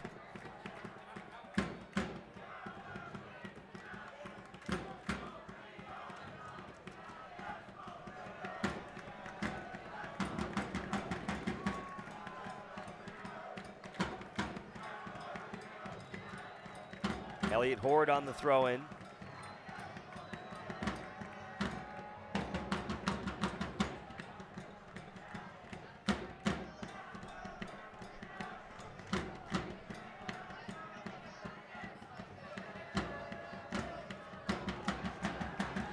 Ooh, and a good ball into Horde. Jerry Van Avik recovers and makes the tackle. But a nice crossfield ball from Tainter to find Horde. We've seen that a couple of times now. Tainter's balls from the left center back row have been fantastic, as you saw with the ball to Iwasa for the goal.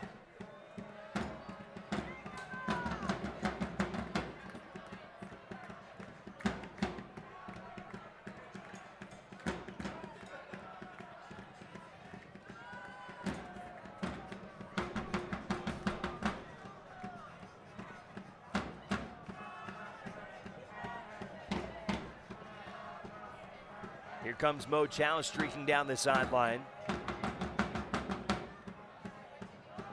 Brian Brown standing in the middle.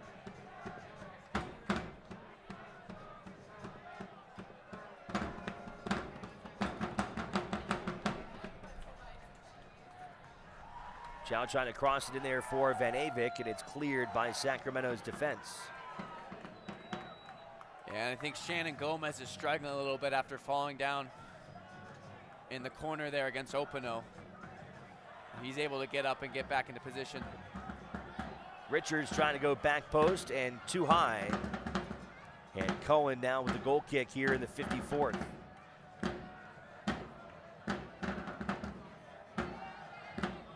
Yeah, and that's 2 deliveries from Brent Richards that end up going over the end line. Had 3 or 4 in the first half that were excellent.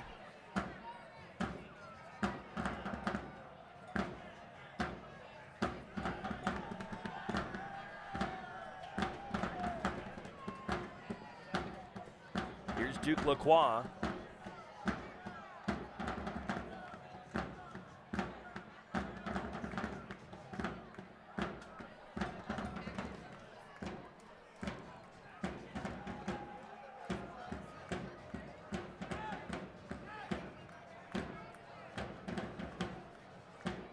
Good touch by Richards.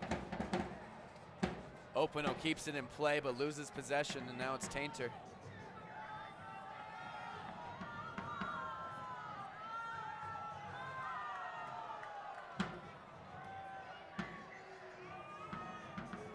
Taken away by Nishaw. Here's Horde again. Trying to find Bijev. A diving stop there by Marcinkowski.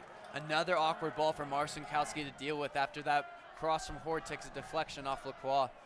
And once again, handles it so well.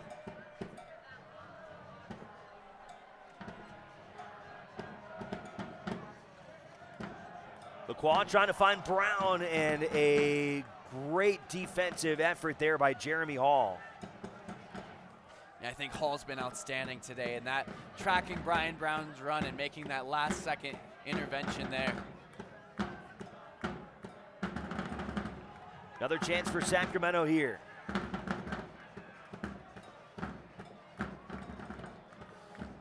Oh, and that looked dangerous from Shannon Gomez, who got the better of Zach Carroll and was able to run towards goal, but Janjigian does so well to slow him down, force him towards the end line, and in the end, Gomez runs out of ideas. Great defending by Thomas Janjigian.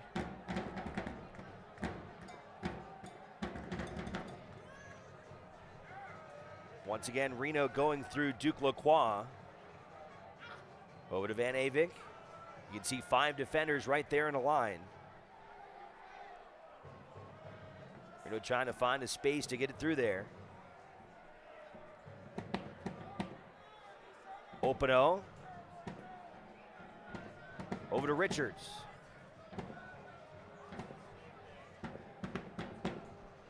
Richards taken down as he kicks it out of play. Yeah, and I think Sacramento's a little more wary, knowing that Brent Richards has the ability to cut inside as well as just deliver from with his right foot, and they deal with that really well there.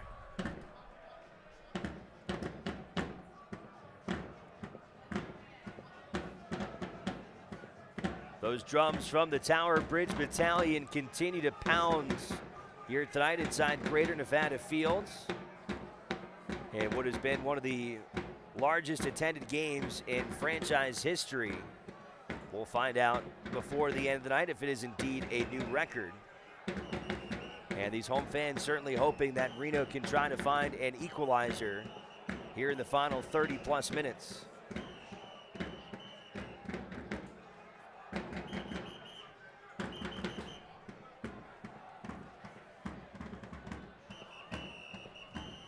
Oh, and it looks like we're seeing Will Seymour here now. So Seymour will take over for a bend. And the 26-year-old will make his Reno 1868 debut. And again, as you mentioned, he's only been on the pitch for about a week. Came over on loan from FC Cincinnati. Yeah, and a big player for FC Cincinnati. I think he just, with the addition of Fatai Alashi, who of course came from San Jose Earthquakes, it looked like they had one too many players in the midfield. So Reno gets to take advantage of a very high-profile player for Cincinnati, finishing out the season here before they move into MLS. Yeah, that Cincinnati franchise has been pretty incredible to watch here over the last couple of seasons. They made a deep run in the U.S. Open Cup last year, and that has been quite the environment they've been able to put together in Ohio. Yeah, and mid-season they were able to sign 2 MLS big-time players in Fatai Alashi, along with Adi, who is the main striker for Portland Timbers. To see a striker like Fernando Adi playing in USL is really a sight to see.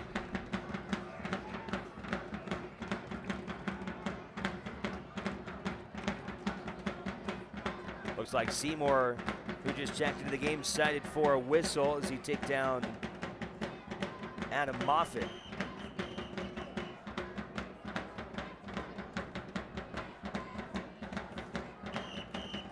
And Sacramento will send out Josh Cohen for the kick.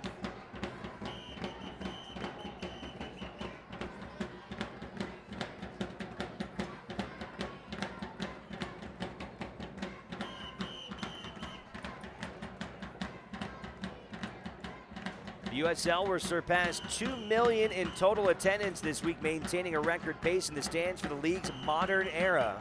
The league and its teams would like to thank you, the fans, for rising the support levels that they have been provided over the course of the season as we head towards the 2018 USL Cup playoffs. How about that? 2 million in attendance. Yeah, and with the rate USL is growing, you could see that number go up and up as the years go by. So many teams coming next year. Another shot on goal, and Sacramento puts it in the back of the net. And it is now 2-0 Republic. And it's Nisha with the screamer low past JT Marcinkowski. Seymour doesn't do enough to get the better and close him down. Nisha just pushes onto his right foot and just rifles it past Marcinkowski's far post to make it 2-0 for Sac Republic here in Reno. A devastating blow for Reno as Nisha in the 59th minute connects on his second goal of the season.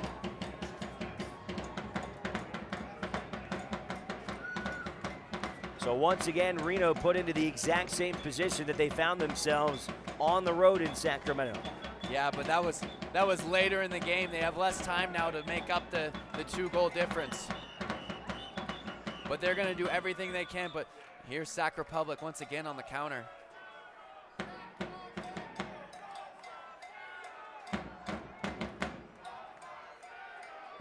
This Tower Bridge Battalion is really fired up now.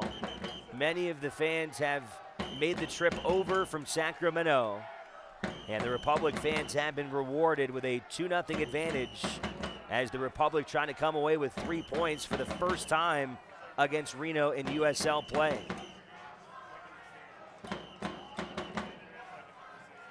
Here's Horde once again leading the charge. Over to Iwasa, and Lacroix will have to send it out of play. And another corner kick now coming up for Sacramento. Yeah, and Sacramento are still playing on the front foot despite being 2-0 up. I mean, you saw even when it looked like Reno were able to counter, Clementa wins the ball high at the field, and Sacramento go at the throw to Reno once again and earn a corner.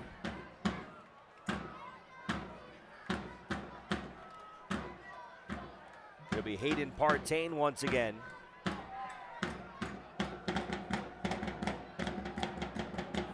Plays it back for Horde. Reno's able to clear.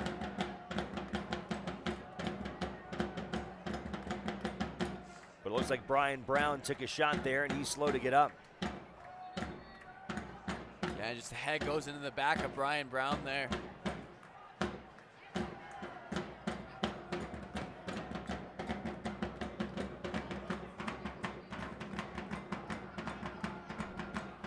Marcinkowski will let Reno play forward. Again, there have been several times in this match that Reno has really struggled at just getting Sacramento out of their own half.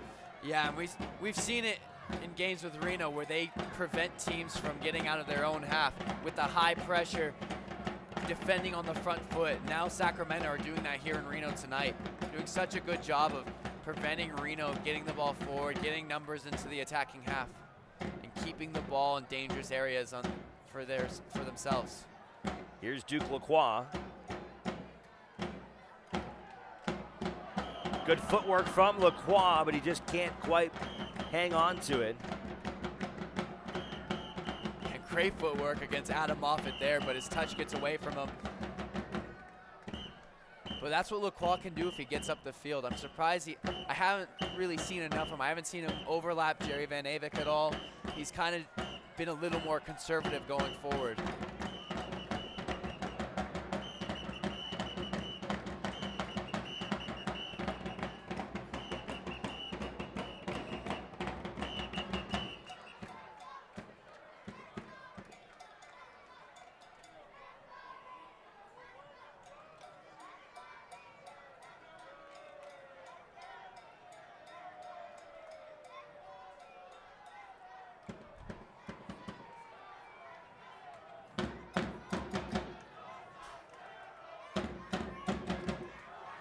Reno just one substitution so far. A Benz out with Seymour in. Sacramento has stuck with their starting 11. And they've got 2 goals here in the second half. Lacroix trying to play one in there for Brown. And Brown just couldn't quite get the space he needed. Yeah, and a really good ball from Lacroix to try to find Brian Brown's run. Tainter deals with it well, but Reno are still going at them. Richards again, too much on that one. As will blast it back into the seats. Yeah, Richards, such a good first half. Hasn't been able to replicate that in the second half.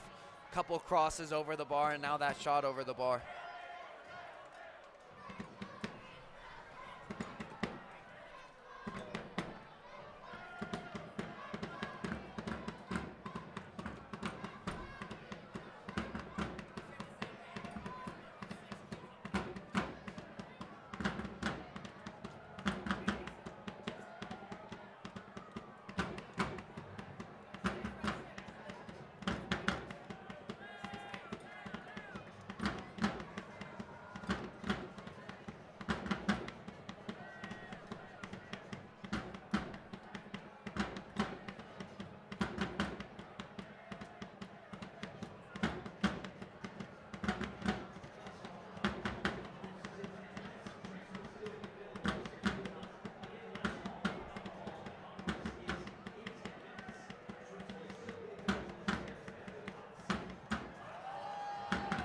Oh, dangerous there, Marcinkowski. Yeah. had to really get back on that ball, and that one certainly made his heart drop. I think the hearts of every fan in here dropped a little bit on that. The high pressure of Sacramento making some nervy back passing for Reno. Talked about it earlier, Gilbert Fuentes, the young 16-year-old, will make his Reno 1868 debut. Fuentes, again, he signed a homegrown contract with the Earthquakes. And one of the big reasons why they signed him at such a young age, he was receiving some major interest from overseas, being pursued by Borussia Dortmund of the Bundesliga, which, of course, has become very well known in American circles with the play of one very particular midfielder. Yeah, Borussia Dortmund, the team that developed Christian Pulisic, so good at developing talent, an elite team in Germany. And to show interest like that in a player like Gilbert Fuentes, you know he has to be something special.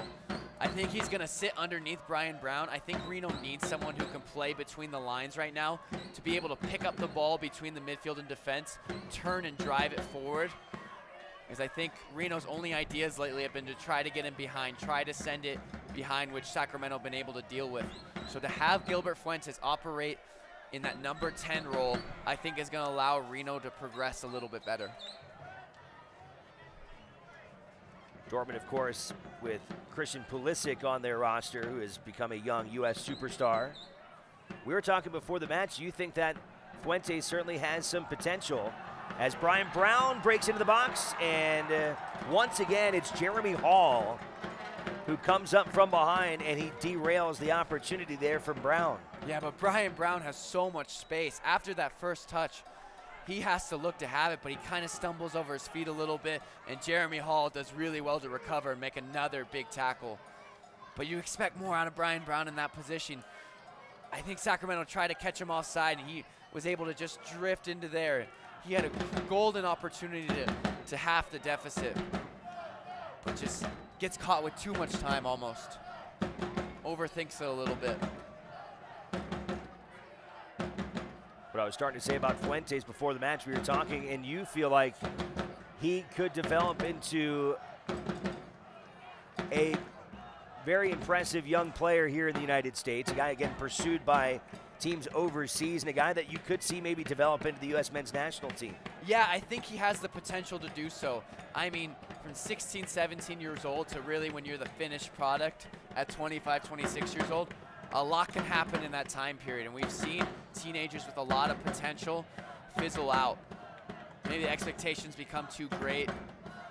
Maybe injuries happen, who knows, but Gilbert Fuentes is certainly someone with the potential to be a great player and a future U.S. national team player.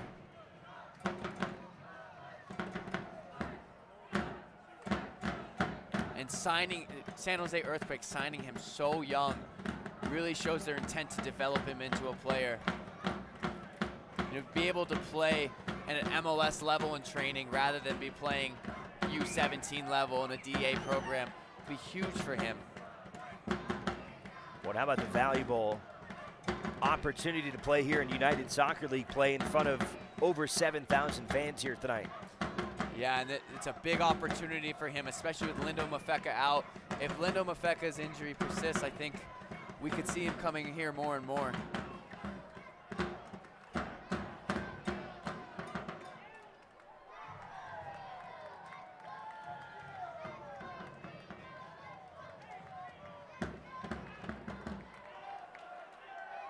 Fuentes finds Openo.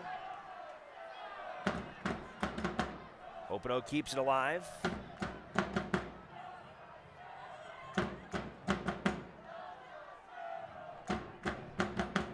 Gisipli keeps it for Reno, finds Lacroix.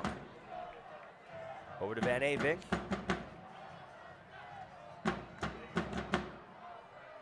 And tough for Reno, 3 blue shirts against 6 there from Sacramento.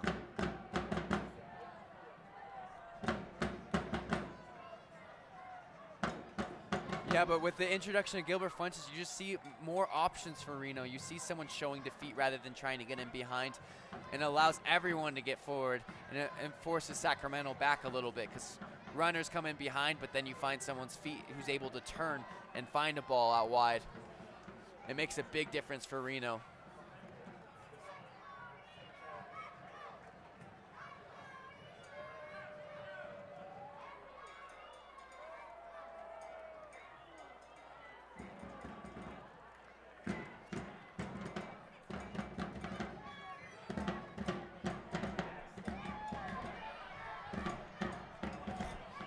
Great defending from Tainter there to get between the ball and Openo, use his body as a shield. Excellent defending. You know, Sacramento has had some frustrating matches coming into this, allowing 6 goals in their last 2, but their back 4 and their defensive midfield has been pretty tough tonight.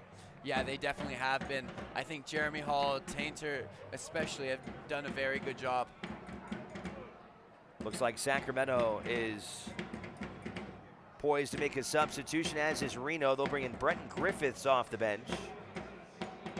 And it looks like Sacramento will hold on their substitution. It'll be Christian Isley. And it's going to be Isley to come in for Partain. Yeah. Losing a game and bringing off a winger and bringing in a center back, I can see what Ian Russell is doing, because he's allowing Duke Lacroix and Brent Richards license to go forward. It's switching to 3 in the back and allowing Lacroix and Brent Richards to go forward, but it's not really much of an inspiring substitution if you look at it for like. But it just allows for that change in system, allows something different, maybe playing more in a 3-5-2, get a little more width to support Brown and Openo, who moves up top. For Griffiths, who made 23 starts last year, he has appeared in only 4 matches this season.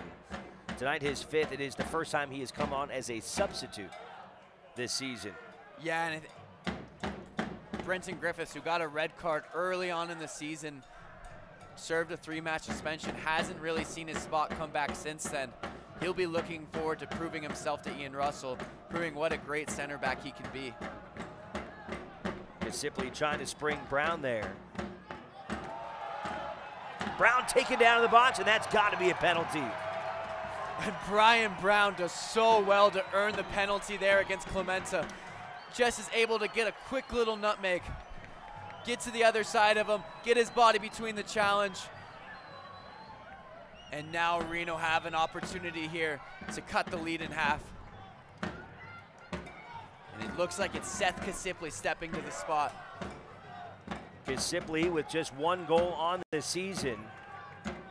He had 4 goals for Reno 1868 last year. Reno a chance to cut this deficit at half as we move into the 75th minute.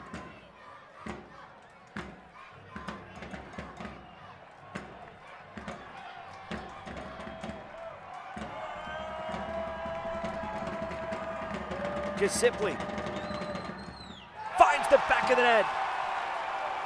And Reno 1868 is on the board. And such a brilliant penalty by Seth Kasipli. Josh Cohen goes the right way, but there's no stopping that. And now Reno have 15 minutes plus stoppage time to grab the equalizer, maybe something more. They're going to really be pushing in this final stretch. 2 goals from Sacramento in this second half, one by Iwasa in the 47th, another by Nishaw in the 59th, and now Seth Kasipli after the penalty from Brian Brown in the 75th. And we've got ourselves a match again.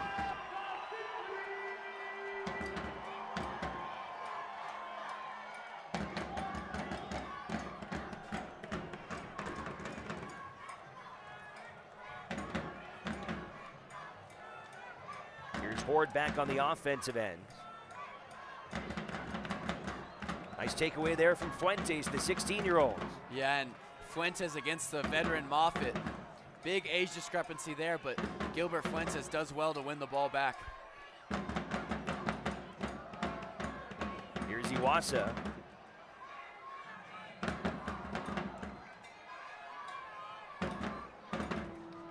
Now it's Nishaw. Back over to Horde.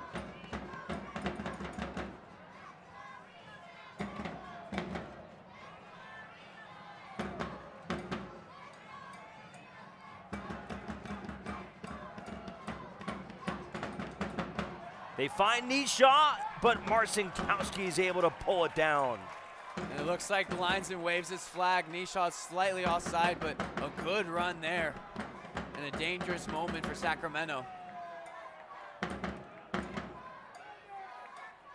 You have to think with what Reno was able to do in Sacramento, down 2-0 and winning 3-2, you have to think they feel confident that they can come back and at least equalize this one tonight. Yeah, you have to feel that they're somewhat inspired to see something of this game, not just let it run, take their opportunity to equalize. Janjigian bowls over Bijev, and a whistle goes against Reno. There's only been one yellow in this contest tonight. That was against Zach Carroll in the first half, as Bijev is slow to get up. Eligio Araguin, our head referee, going to check on him. And it's Clemente to put it back into play. Brett Griffiths, fresh off of his introduction to the game, will head that one into the corner. It'll be a throw-in.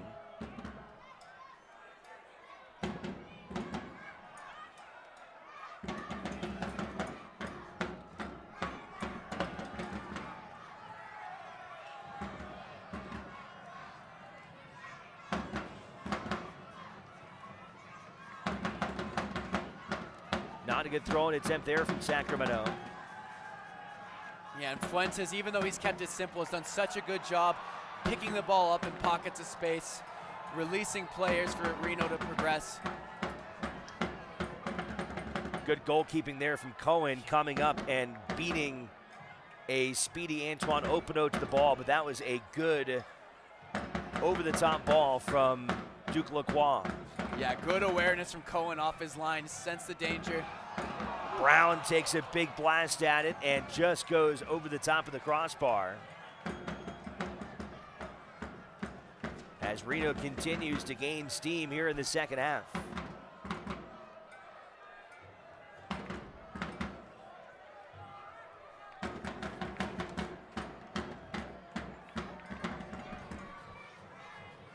You can watch highlights from every USL game during this 2018 season and stay up to date with news from across the USL at the league's official Facebook page.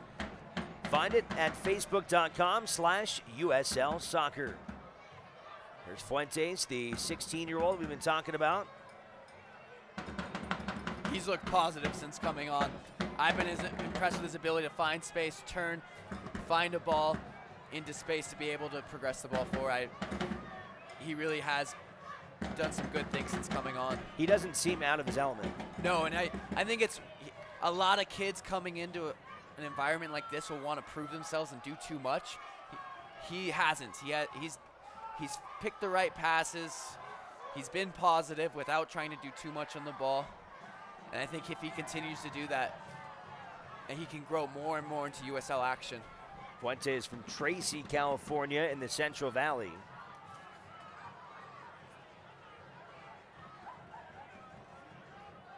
Been in the Earthquakes organization since 2016. Making his debut with Reno 1868 tonight. He had seen some action in some exhibition, but not in league play. And it looks like Schmidt will slide into the center back role for Sacramento Republic. Fuentes keeps it alive for Brown. Finds Opino. Over to Fuentes. Brown with another left-footed crack in. This one goes high as well. Oh, and a good run from Fuentes. Tries to cut it back.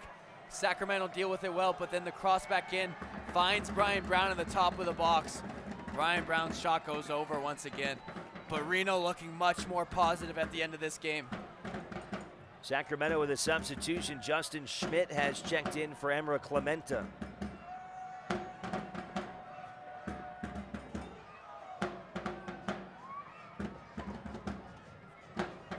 Sacramento trying to get some fresh legs on their defense.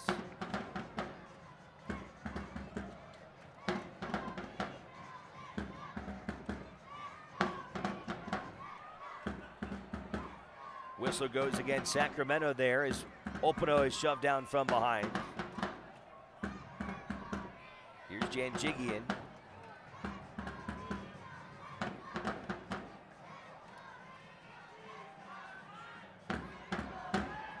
Griffiths finds Seymour.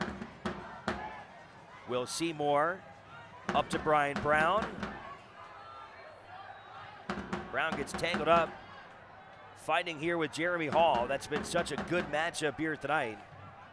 Hall, the experienced center back, time in the MLS with multiple teams. Yeah, usually he's a holding mid, but has over various times filled in at center back and has done really well out here tonight. It's been a good battle between him and Brian Brown. Brian Brown looking to do a little too much. He'd be better off just trying to lay the ball off and make a new run. Hall playing parts of 7 seasons in the MLS, most recently with New England in 2015. He was the 11th overall selection back in 2009. He has certainly been impactful on that Sacramento defense tonight. Final 8 minutes or so of regulation, and Reno's still trying to chase down this 2-1 deficit. Oh, look at the maturity of this 16-year-old kid, Gilbert Fuentes, to find pockets of space, receive the ball in the half turn, and find the ball out wide. He's been excellent. Every single touch, he's been able to make a positive pass. He's so much just tactical awareness to find spacing, position his body to be able to turn, and then find the forward pass.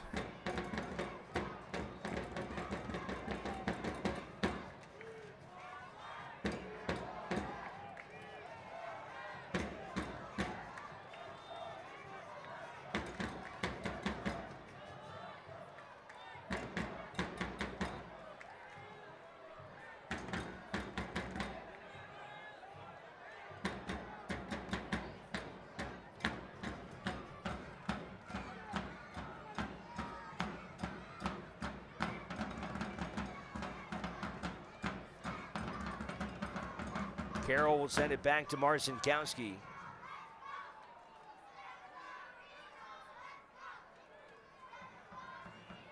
Reno found a goal in the 75th. Now trying to find the equalizer. Get it down to Richards. Gomez clears it out, and it'll be a throw-in for Reno 1868.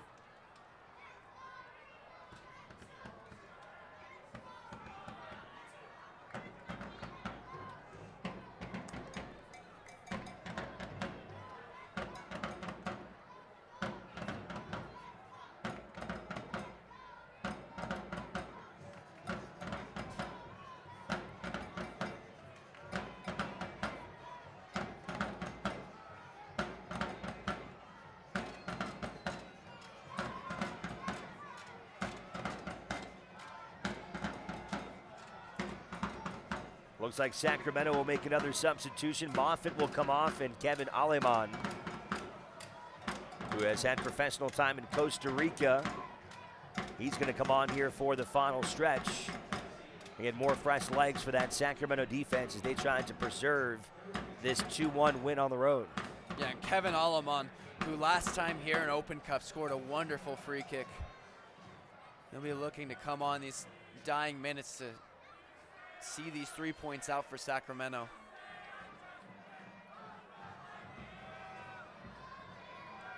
There's Aleman. Joining Isley and Schmidt as second half substitutions. Here's Horde in the corner. Being pressed by Janjigian. Here's Aleman. Griffith's able to pick it away.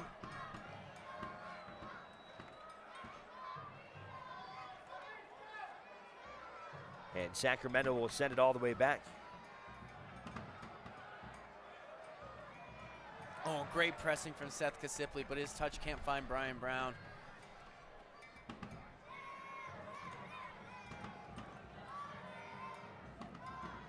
Carroll able to take it away from Aleman.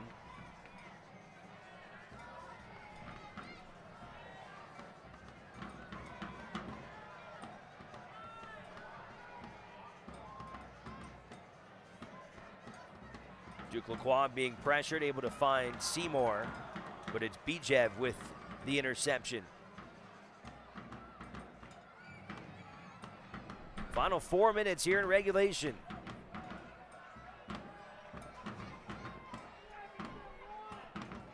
We've seen Reno go down in heartbreak late in contests this season. Can they do that to Sacramento here in the waning moments?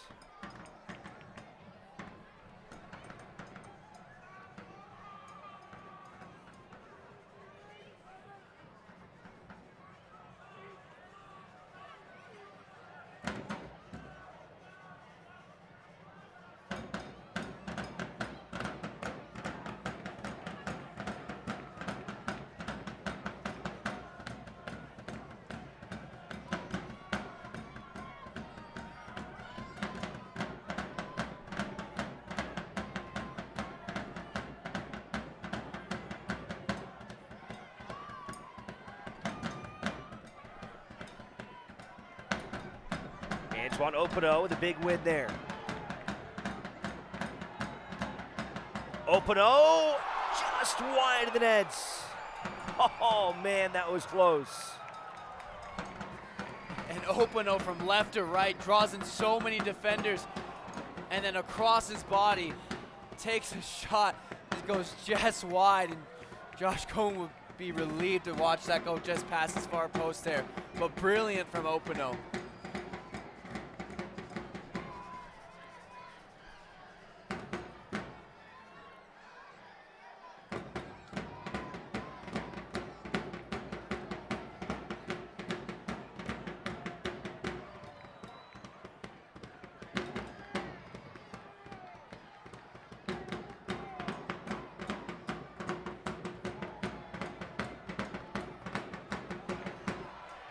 Opino again.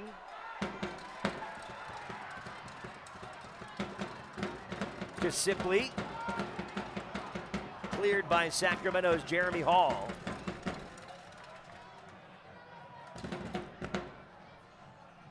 Yeah, Brent Richards is going to look to launch us in the box. He's got a long throw on him.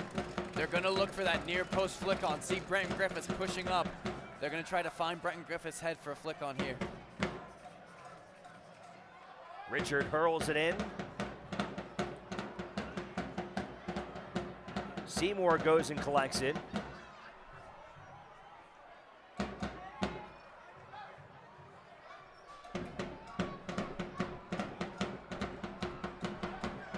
Good recovery from Opino there.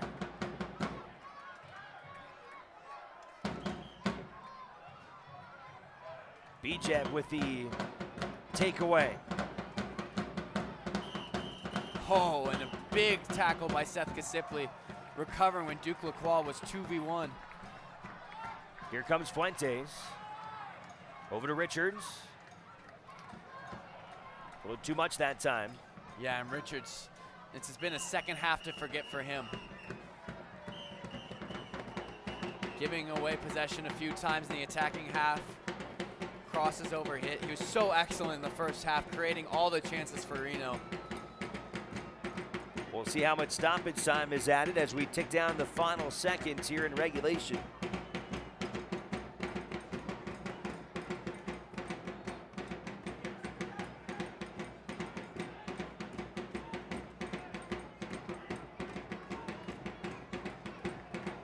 And they will add 5 minutes to the clock. Plenty of time for Reno to try and find an equalizer here.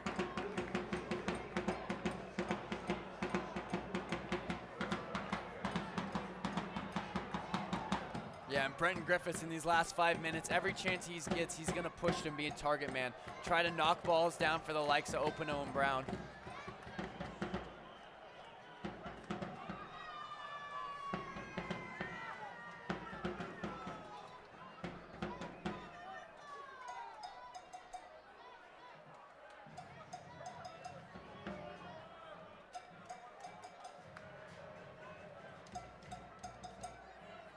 Griffiths able to find Fuentes.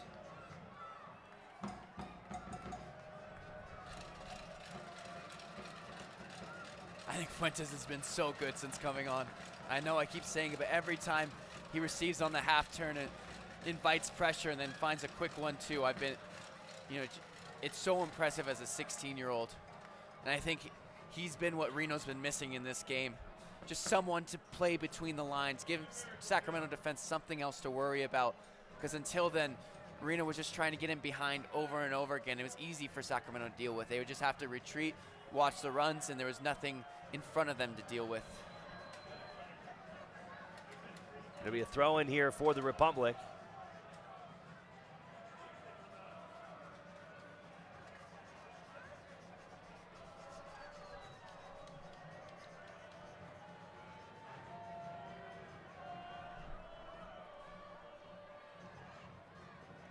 Sipley gets it out of there. Bijev trying to take out Brown. Able to keep his feet, but then stolen away.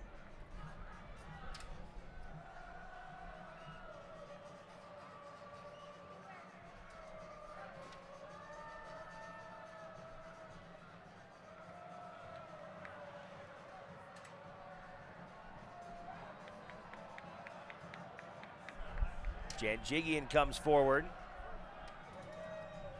Duke Lacroix. Back to Janjigian. Back into the seats. Oh, and Janjigian just gets that all wrong. Just tries to whip that back in. Can't quite get his hips around and sends it into the Battleborn Brigade. Josh Cohen's gonna take every second he can on this goal kick here. Try to run down the clock and see how this big away win for Sacramento Republic.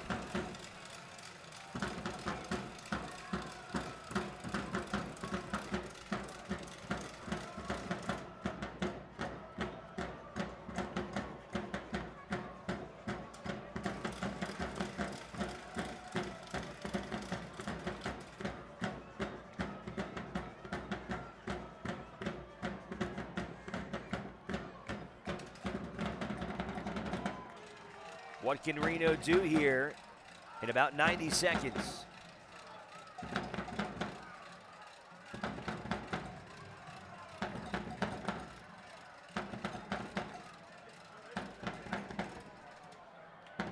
Here's Opado. Almost tied it a few minutes ago. Carroll comes barreling through, and Carroll almost finds the back of the net, but it's swatted away by Cohen. And what a great surging run from the center back, Zach Carroll.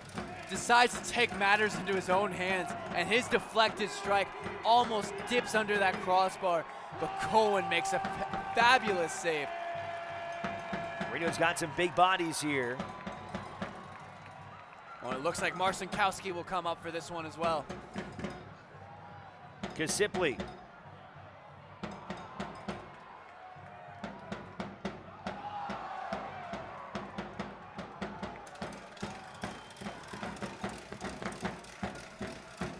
Yeah, I think Sac Republic will take their time taking this throw in. Marcinkowski heading back towards net now.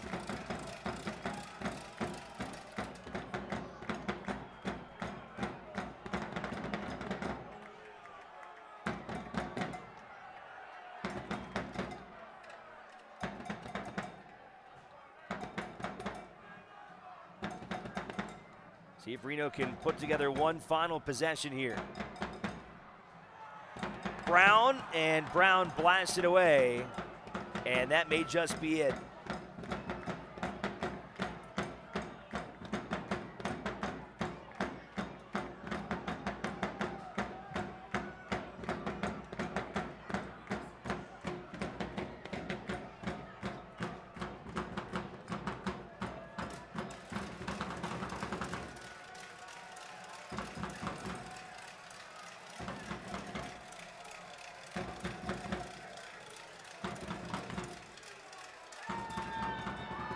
And there is the final whistle. Sacramento with 3 points on the road as they are able to hold off Reno 1868 for a 2-1 victory. They will snap a 2-game losing streak, and for the first time In these two franchises' short history against each other, Sacramento has their first win, and it comes here inside Greater Nevada Fields. 2-1 the final score. We will take a break, come back with our final thoughts and highlights of this game right after these messages.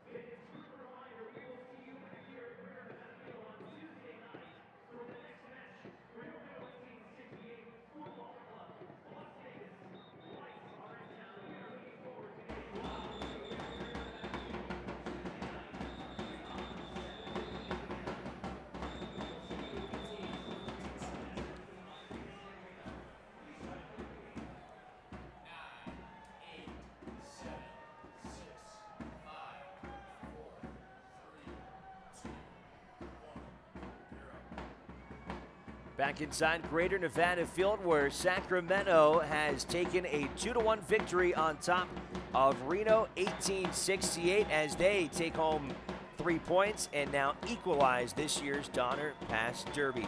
And welcome back inside the broadcast booth alongside Colin Tabor.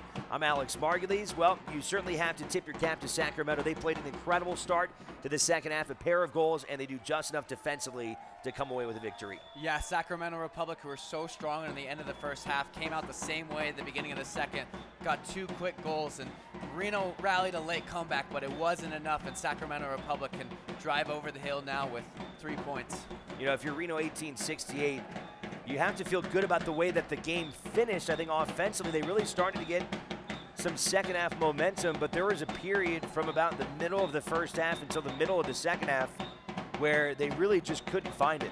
Yeah, I think they were just looking a little flat. They were lacking somebody to play between the lines until the 16-year-old Gilbert Fuentes came on, who was terrific. But just they were kind of flat and out of ideas. All right, let's take a look at the highlights of this one. It was a 0-0 score into the second half, but Sacramento would come out firing immediately in the second half. 47th minute, and it was Cameron Iwasa, his 28th goal, and continues to have an incredible season here in his hometown. Yeah, and those 2 goals, both of them off of Thomas Janjigi mistakes, who's been rock solid all season.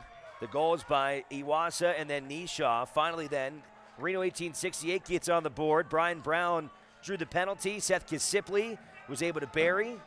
And then late, that close, Reno had a couple chances. One by Opano, another by Carroll that just narrowly missed. And boy, that close to coming away with at least a split here tonight. Yeah, and that save at the end, that's the difference between 3 points and 1 point. And it all comes down to Josh Cohen's just spectacular save. That's got to be up there for save of the week against Zach Carroll's marauding run from center back. Well, again, there were some positives to take away from this game. One of them is that young man you see in the ponytail there, Fuentes, the 16-year-old.